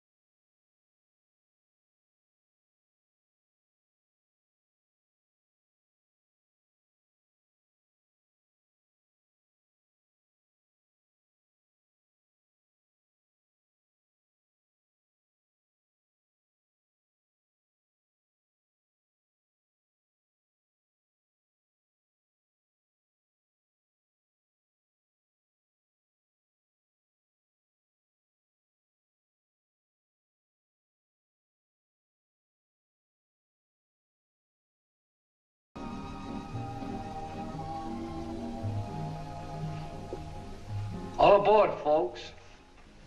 That's what I said, it's fine. Yes, yeah, that's true. Oh, somebody else sitting here? No, that's your seat.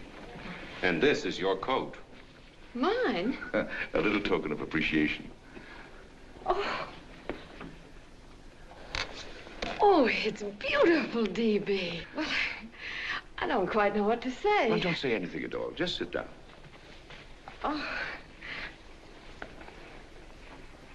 Go ahead, open it. Oh.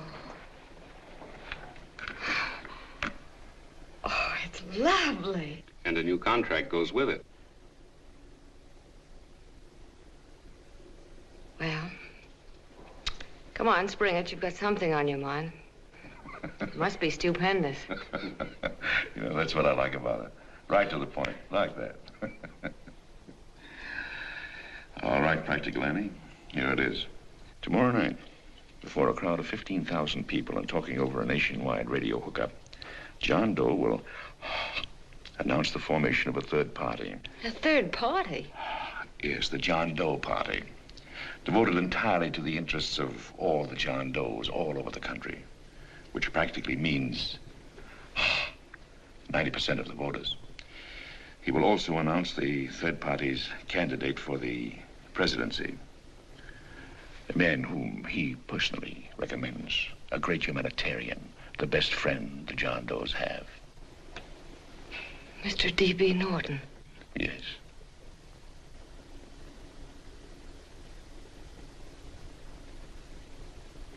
Wow.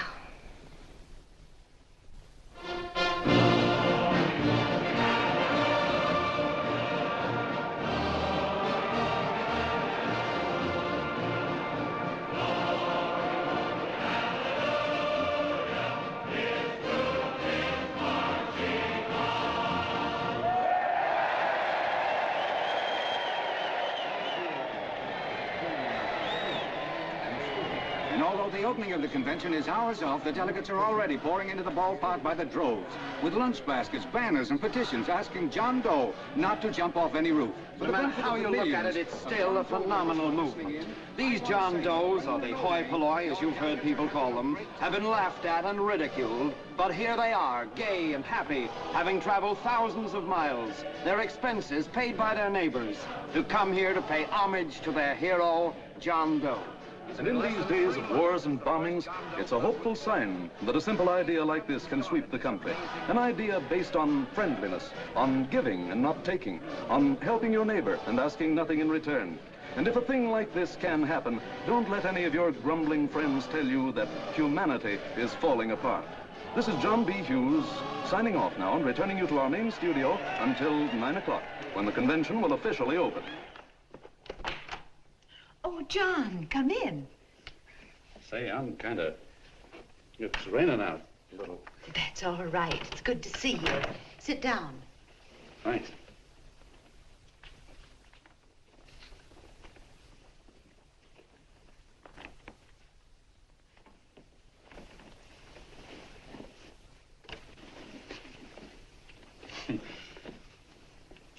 It's for Anne. Oh, how nice. Thank you very much. Flowers. I'm terribly sorry she isn't here. She isn't? No, she just left. I'm surprised you didn't run into her. She went over to Mr. Norton's house. Oh. Did you want to see her about something important? Yeah, well, no, it'll wait. Say, he's a nice man, isn't he? Mr. Norton, I mean. He's done an awful lot for the...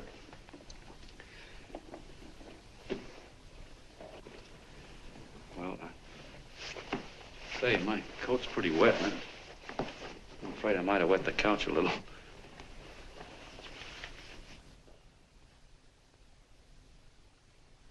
Well, I guess I'll see her at the convention later. Yes, of course. I'll see that she gets the flowers. Thanks. Good night, Mrs. Mitchell. Good night, John.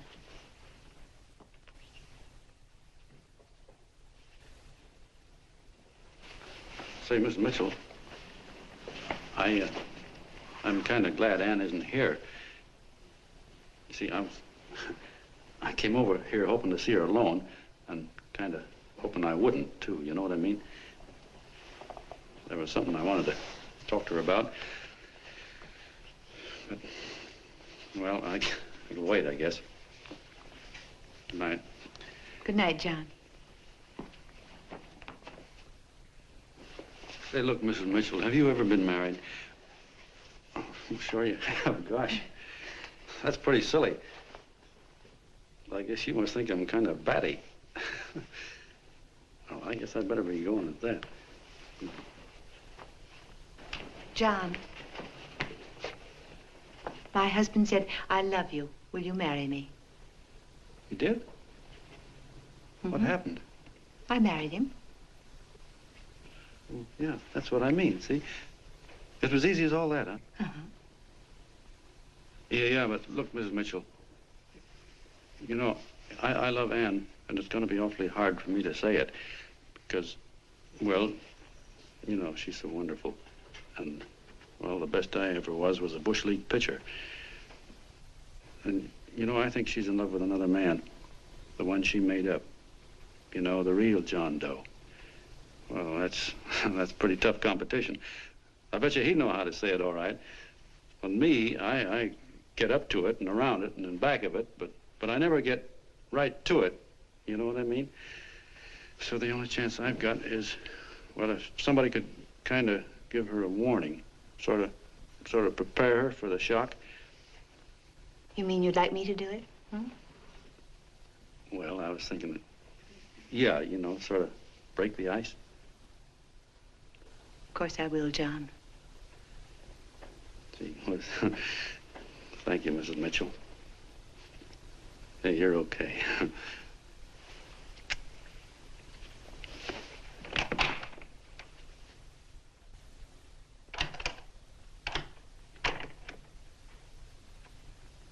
This John Doe meeting is going to be one of the biggest things that ever happened. Why, they're coming from all over. Trains, boxcars, wagons. Look out! Hello, bodyguards. Hey, had your dinner yet? Not yet. Oh, that's all right. Well, look, no, go ahead and have your dinner. Wait a minute, John.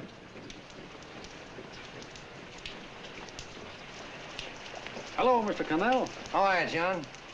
John, I want to have a little talk with you. What's the matter? Are you falling? Come here. Hey, boss. Oh, quiet. Say, tell me something. Did you read the speech you're going to make tonight? No, I never read the speeches before I make them. I get more of a kick out of it that way. Uh-huh. It's just exactly what I thought. Beanie, go on down to the office. Tell Pop to give you the speech. There's a copy on my desk. Gee whiz, boss, you know Mr. Norton told me not to leave him, not even for a minute. Go on. We'll be at Jim's bar up the street. You're a nice guy, John. I like you. You're gentle. I always like gentle people. Me, I'm hard. Hard and tough. I got no use for hard people. Gotta be gentle to suit me. Like you, for instance.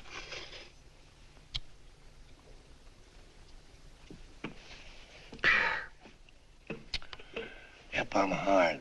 But you want to know something? I've got a weakness. Never guess that, would you? Well, I have. Want to know what it is? Star-Spangled Banner. Screw you, huh? Well, maybe it is, but play the Star-Spangled Banner. I'm a sucker for it. Always gets me right here. Know what I mean? Yeah, it gets me right back here. Oh, back there, huh? Well, every man to his own taste. You weren't old enough. You weren't old enough for the World War, were you, Jim? No, of course not. No, you must have been just kidding. I was just ripe and raring to go. You know what my old man did when I joined up? He joined up, too. Got to be a sergeant. And here's a kick for you. We were in the same outfit. Funny, huh? Hmm?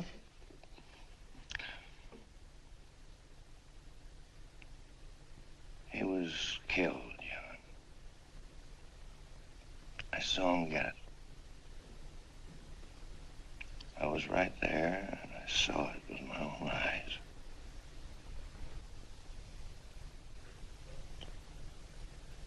Me, I came out without a scratch. That is, excepting my ulcers.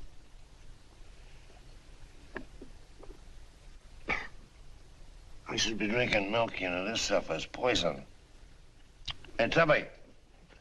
Yes, Mr. Connell. What do you say, huh? All right. Yep, I'm a sucker for this country. I'm a sucker for the Star-Spangled Banner, and I'm a sucker for this country. I like what we got here. I like it. A guy can say what he wants and do what he wants without having a bayonet shoved through his belly. And that's all right, huh? You betcha. Yeah. Well, we don't want anybody coming around changing it, do we? No, sir. No, sir. And when they do, I get mad. I get boiling mad. And right now, John, I'm sizzling. I get mad for a lot of other guys besides myself. I get mad for a guy named Washington, and a guy named Jefferson, and Lincoln. Lighthouses, John. Lighthouses in a foggy world. You know what I mean? Yeah, you bet. Listen, pal, this fifth column stuff is pretty rotten, isn't it? Yeah, it certainly is. And you'd feel like an awful sucker if you found yourself marching right in the middle of it, wouldn't you? You. Of course, you wouldn't know it because you're gentle. But that's what you're doing. You're mixed up with a skunk, my boy. A no-good, dangerous skunk. Say, you're not talking about Mr. Norton, are you? I'm not talking about his grandfather's pet poodle. You must be wrong, Mr. Cannell. Because he's been marvelous about the John Doe clubs. Yeah? Say, you're sold on this John Doe idea, aren't you? Sure. Sure. I don't blame you. So am I. It's a beautiful miracle. A miracle that can only happen right here in the good old USA. And I think it's terrific. What do you think of that? Me, hard-boiled Cannell, and I think it's plenty terrific. All right. Now, supposing a certain unmentionable worm whose initials are DB was trying to use that to shove his way into the White House so he could put the screws on, so he could turn out the lights in those lighthouses. What would you say about that, huh? Nobody's going to do that, Mr. Cannell. They can't use the John Doe clubs for politics. That's the main idea. Is that so? Then what's a big political boss like Hammer doing in town? And a labor leader like Bennett? And a lot of other big shots are up at DB's house right now. Wolves, John. Wolves. Waiting to cut up the John Does. Wait till you get a gander at the speech you're going to make tonight. You're all wet. Miss Mitchell writes those speeches. Nobody can make her write that kind of stuff. They can't, huh? Who do you think writes them? My Aunt Emma? I know she writes them. And gets a big bonus for doing them, too. A mink coat and a diamond bracelet. Don't write them. Why, that gold-grabbing dame would double-cross her own mother for a handful of Chinese yams. Shut up. If you weren't drunk, I'd... Hey, boss. Here's the speech, boss. Hey. Go on and read it, John, and then start sucking. Hey, wait a minute, Mr. Doe. Tubby? Yes, sir. Better bring me a glass of milk. I'm smoking too much. Yes, Charlie? Got everything all set? Fine. John Doe been taken care of? Good. How many people do you think will be there? 15,000? Oh, my, that's fine. Now, listen, Charlie. As soon as John Doe stops talking about me, I want you to start that demonstration. And make it a big one, you understand? Don't worry about that, DB. My boys are there. They'll take care of it. What? Yes, I'll be there 15 minutes after I get your call. Why, Mr. Doe. Where are they? In the dining room, sir.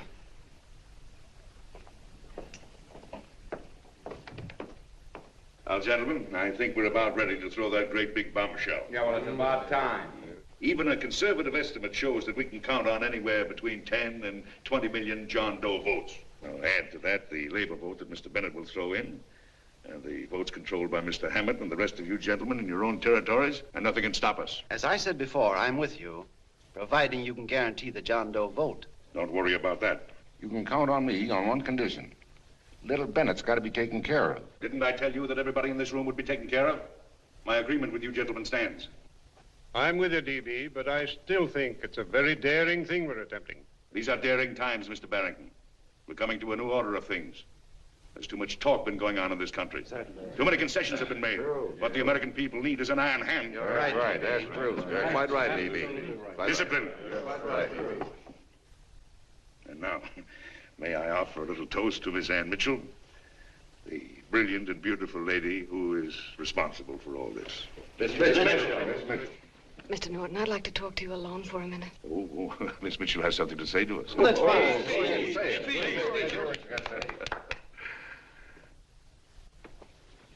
Hello.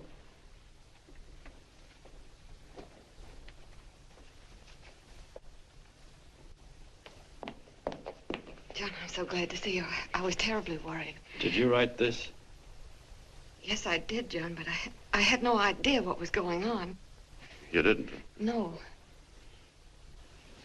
That's a swell bracelet you're wearing. John, why aren't you at the convention?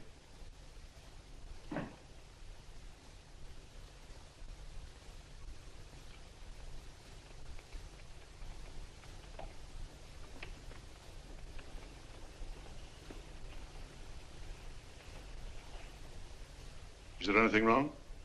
No, nothing's wrong. Everything's fine. So there's going to be a new order of things, huh? Everybody's going to cut himself a nice fat slice of the John Does, eh? You forgot one detail, Mr. Big Shot. You forgot me, the prize stooge of the world. Why, if you or anybody else thinks he's going to use the John Doe clubs for his own rotten purpose, he's going to have to do it over my dead body. Oh, hold on a minute, young man. Hold on. That's rather big talk. I started the John Doe clubs with my money. And I'll decide whether or not they're being properly used. No, you won't. You're through deciding anything. And what's more, I'm going down to that convention and I'm going to tell those people exactly what you and all your fine feathered friends here are trying to cook up for them. And I'm going to say it in my own words this time. Stop it, baby. You ruined us, Stevie. Wait a minute, fella. My uncle wants to talk to you. Listen to me, my son. Before you lose your head completely, may I remind you that I picked you up out of the gutter and I can throw you right back there again? You've got a nerve accusing people of things. These gentlemen and I know what's best for the John Does of America, regardless of what tramps like you think. Get off that righteous horse of yours and come to your senses. You're the fake. We believe in what we're doing. You're the one that was paid the 30 pieces of silver. Have you forgotten that? Well, I haven't. You're a fake John Doe, and I can prove it. You're the big hero that's supposed to jump off tall buildings and things. Do you remember? What do you suppose your precious John Does will say when they find out that you never had any intention of doing it, that you were being paid to say so? You're lucky they didn't run you out of the country. With the newspapers and the radio stations that these gentlemen control, we can kill the John Doe movement deader than a doornail. We'll do it, too, the moment you step out of line. Now, if you still want to go to that convention and shoot your trap off, you go ahead and do it.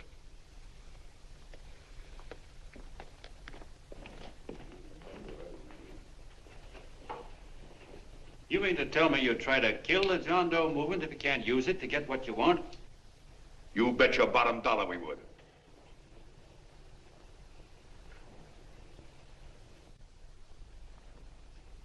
Well, that certainly is a new low. I guess I've seen everything now. You sit there back of your big cigars and think of deliberately killing an idea that's made millions of people a little bit happier. An idea that's brought thousands of them here from all over the country, by bus and by freight and jalopies and on foot, so they could pass on to each other their own simple little experiences.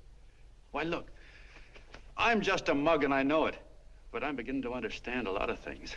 Why, your type's as old as history. If you can't lay your dirty fingers on a decent idea and twist it and squeeze it and stuff it into your own pocket, you slap it down. Like dogs, if you can't eat something, you bury it. Why, this is the one worthwhile thing that's come along. People are finally finding out that the guy next door isn't a bad egg. That's simple, isn't it? And yet a thing like that's got a chance of spreading till it touches every last doggone human being in the world, and you talk about killing it. Why, when this fire dies down, what's going to be left? More misery, more hunger, and more hate. And what's to prevent that from starting all over again? Nobody knows the answer to that one, and certainly not you with those slimy, bollocksed up theories you got. The John Doe idea may be the answer, though. It may be the one thing capable of saving this cockeyed world. Yet you sit back there on your fat hulks and tell me you'll kill it if you can't use it. Well, you go ahead and try. You couldn't do it in a million years with all your radio stations and all your power. Because it's bigger than whether I'm a fake. It's bigger than your ambitions, and it's bigger than all the bracelets and fur coats in the world. You bet it is, John. And that's exactly what I'm going down there to tell those people. A minute, you ungrateful rat. My uncle's been too good.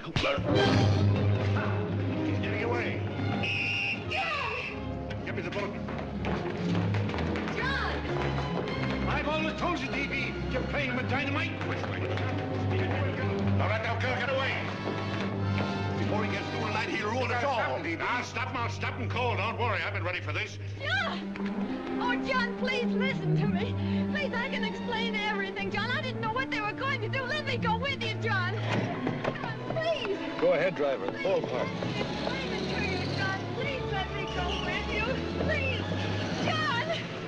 Mr. Martin wants to see you. Listen to me, Mayor Lovett. You do as I say. I want them both arrested. You tell the police department to pick up Cannell. I've got the girl here. I've got the bullet. I don't care what you charge him with. If you're worried, let him go in the morning, but keep him in jail overnight. Hello, Bulletin. Put that wire on.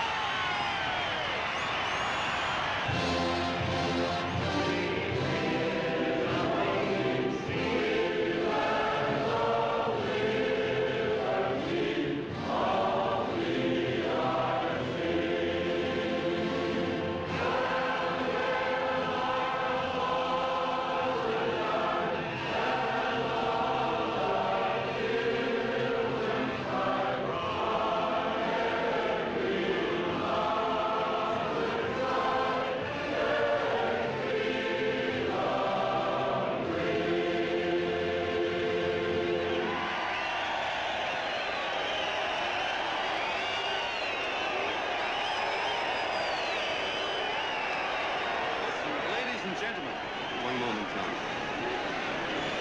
We begin with a short prayer. Quiet, please. Ladies and gentlemen, let us have a moment of silent prayer for the John Does all over the world, many of whom are homeless and hungry. Rise, please. Everybody rise.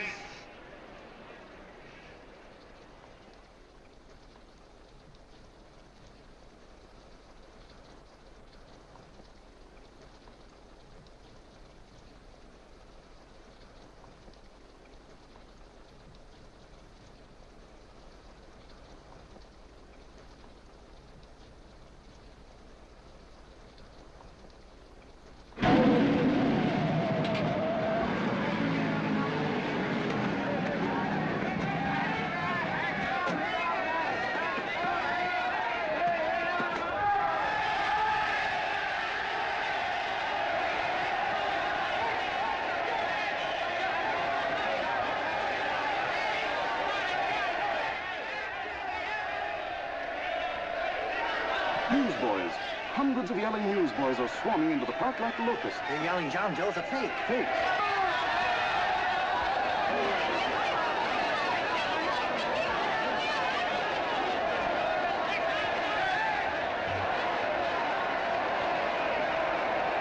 General investigation urged by Chamber of Commerce. How could he be a fake? It must be some kind of a gag. A what? A gag. A gag.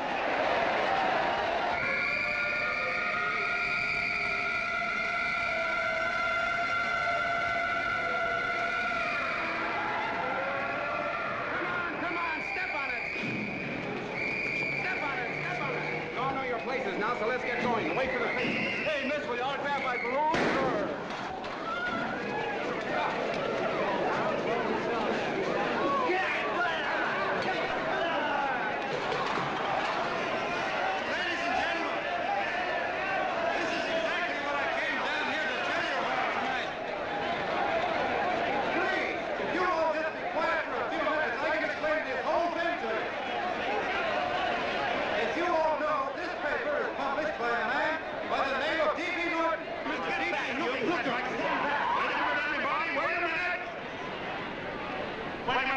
Gentlemen,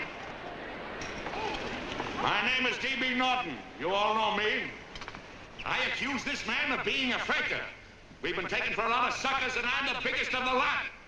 I spent a fortune backing this man in what I believe to be a sincere and worthy cause, just as you all did. And now I find out it's nothing but a cheap racket cooked up by him and 2 of my employees for the sole purpose of collecting dues from John Does all over the country. That's a lie. It's not a lie. Nickels and dimes to stuff into their own pockets. You can read all about it in the newspapers there. That's a lie. Listen, Let go of me. This man had no intention of jumping off the top of a building. He was paid to say so. Do you deny that? That's got nothing to do with it. Were you paid for it or weren't you? Yes, I was paid, but there happened. And what about the suicide note? You didn't write that either. What difference Did you write it or didn't you? No, I didn't write it. Now, you bet your life you didn't. You look in your papers, ladies and gentlemen, and you'll find Miss Nixon's signed confession that she was the one who wrote it. Listen, folks, it's a fact that I didn't write the letter. There, you see, he admits it. You're a fake, John Doe. Now, for what you have done to all these good people, they ought to run you out of the country. And I hope they do it.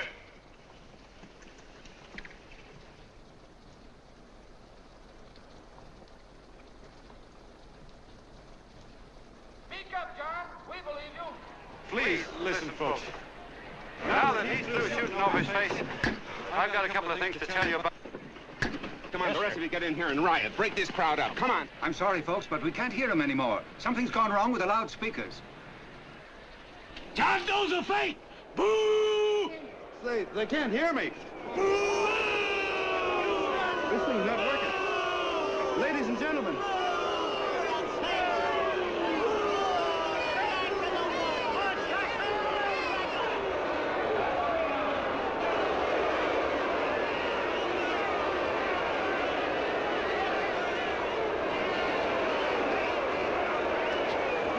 This thing's bigger than whether I'm a fake.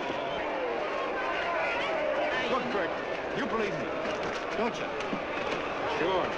I believe you. Walking my legs off, digging up 5,000 signatures for a phony. Well, there you are, Mr. Doe. 5,000 names asking you not to jump off any roof. It makes no difference, Bert. The idea's still good. We don't have to give up our club. Yeah, well, you can have it. They're starting to throw things. Somebody's going to get hurt. I'm afraid it'll be John Doe. Listen to that mob. I've got to go to him. All right, lady. Can't let you out. Oh, let me go. I want to go to him. Oh, please. Please let me go. They're crucifying him. I can help him. Sorry, sister. We got orders to hold. Orders from who? Can't you see it's a framer? And oh, mother, they won't let me go. They won't let me go. Listen, folks. You gotta listen to me, everybody. Back to the jungle, you hobo! Just another racket. Stick to your clubs. We've been fed baloney so long, we're getting used to it.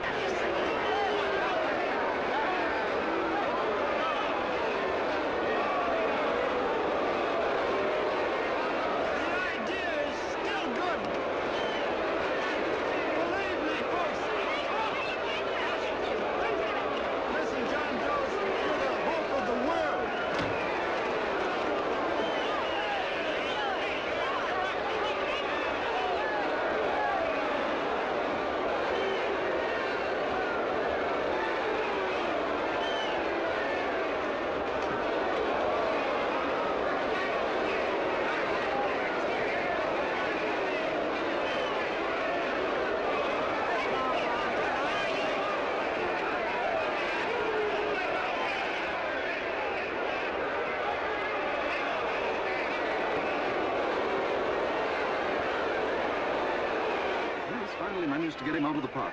But if that boy isn't hurt, it'll be a miracle. Ladies and gentlemen, this certainly looks like the end of the John Doe movement. Well, boys, you can chalk up another one to the Pontius Pilates.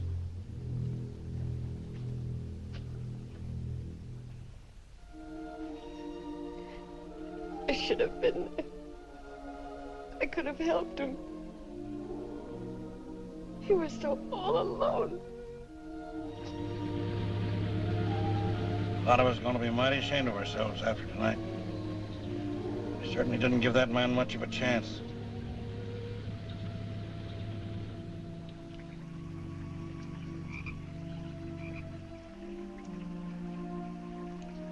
Have some more coffee, Long John? No thanks, Carl.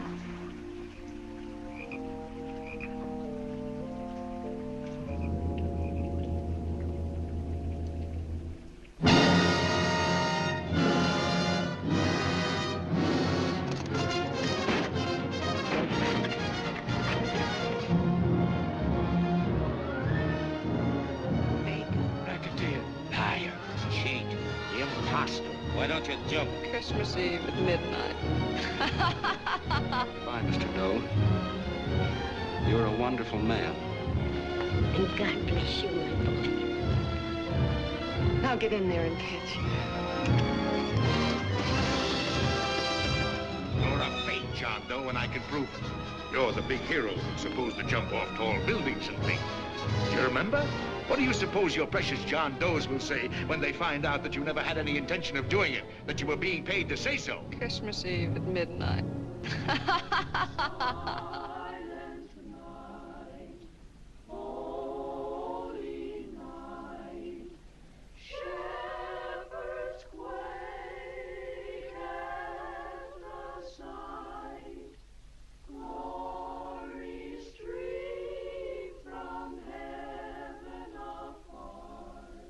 Merry Christmas, son.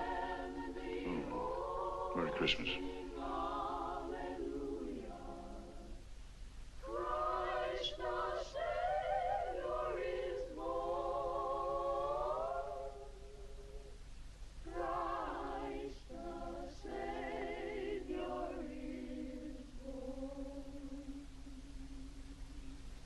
Thank you, sir.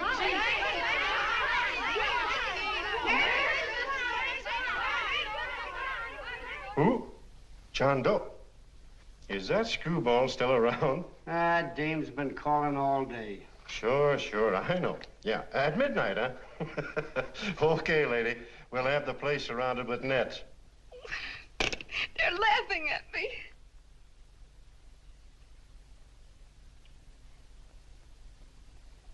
You're a sick girl, Anne. You better take it easy.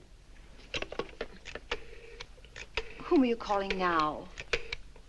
You called that number not 10 minutes ago.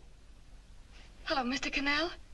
Have you seen him yet? Have you... Now listen, Ann, he can't possibly get in without our seeing him. I'm watching the side door and the colonel's out front, so stop worrying.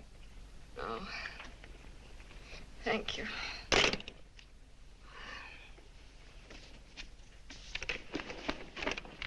What, Ann? Anne, don't be foolish.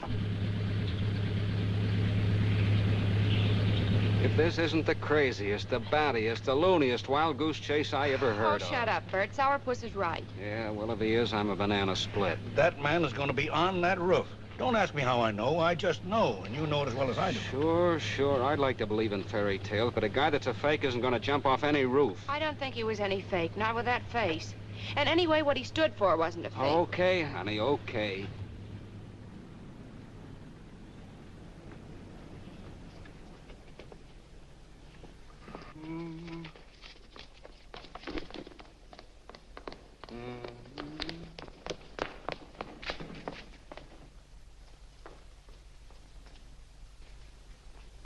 Elevators ain't running. Colonel, You shouldn't have got out of bed, miss. has he been here? No. Have you seen him? I ain't seen him for a week. Where's Canal? He's watching the other door. Oh, gee, you're swell. Oh. No sense in going up there. I've been here for hours. He ain't here. Let me go, will you? Now, that's crazy. It's 14 floors.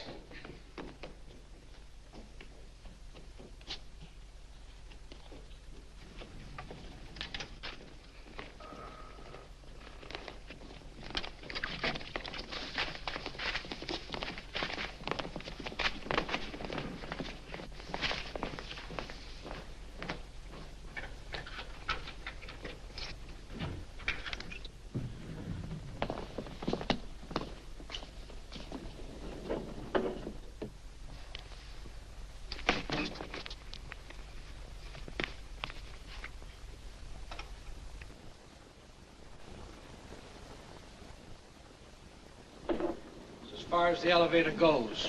We gotta walk up to the tower.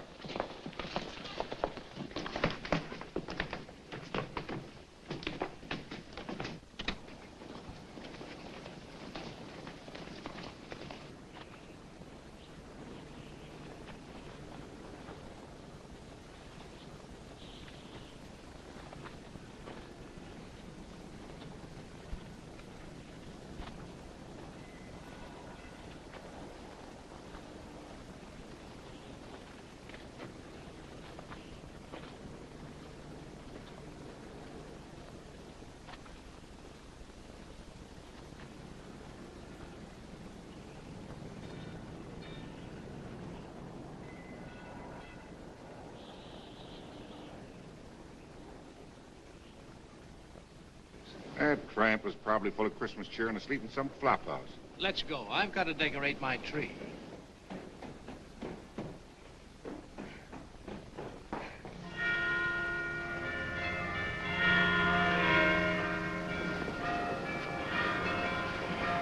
Well, I give up. I don't know what gave us the idea that we'd attempt anything like this. I guess you're right. I'm afraid the joke's on us. Let's go. I hope nobody finds out we've been here.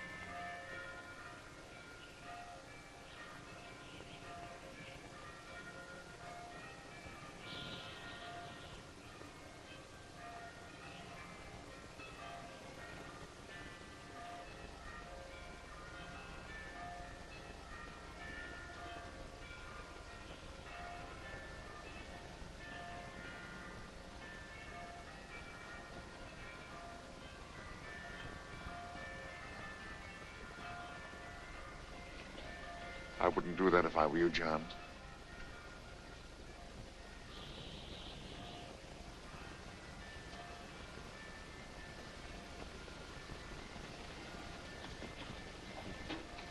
It'll do you no good. The mayor has policemen downstairs with instructions to remove all marks of identification you may have on your person. You'll be buried in Potter's Field and you will have accomplished nothing.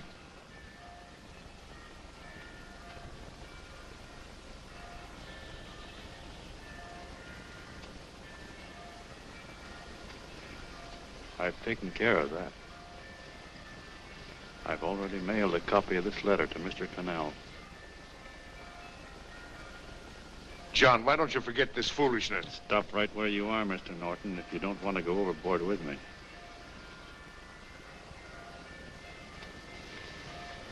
I'm glad you gentlemen are here. You killed the John Doe movement, all right. But you're going to see it born all over again.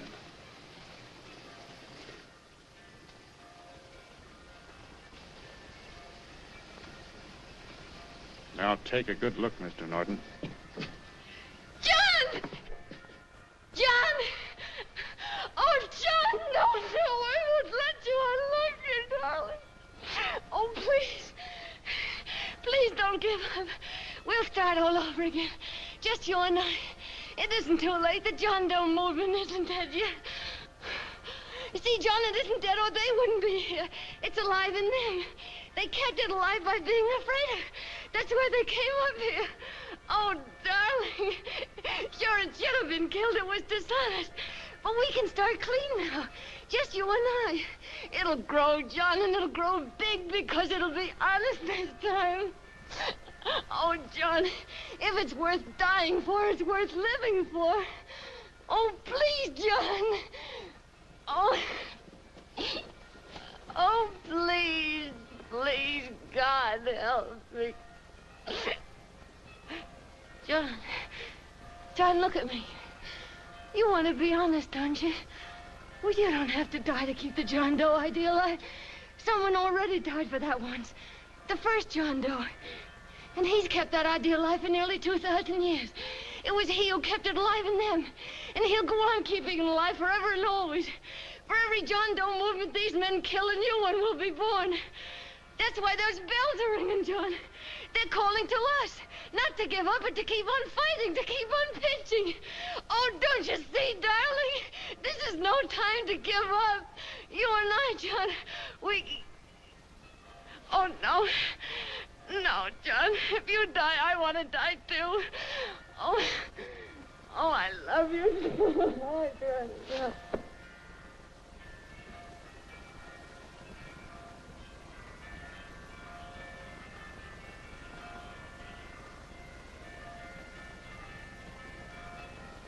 Mr. Doe, you don't have to... We're with you, Mr. Doe. We just lost our heads and acted like a mob. What Bert's trying to say is that we need you, Mr. Doe. There were a lot of us that didn't believe what that man said. We were going to start up our John Doe Club again, whether we saw you or not. Weren't we, Bert? And there were a lot of others that were going to do the same thing. Well, Mr. Sourpuss even got a letter from his cousin in Toledo. I got it right here, Mr. Doe. Only it'd be a lot easier with you. Please. Please come with us, Mr. Doe.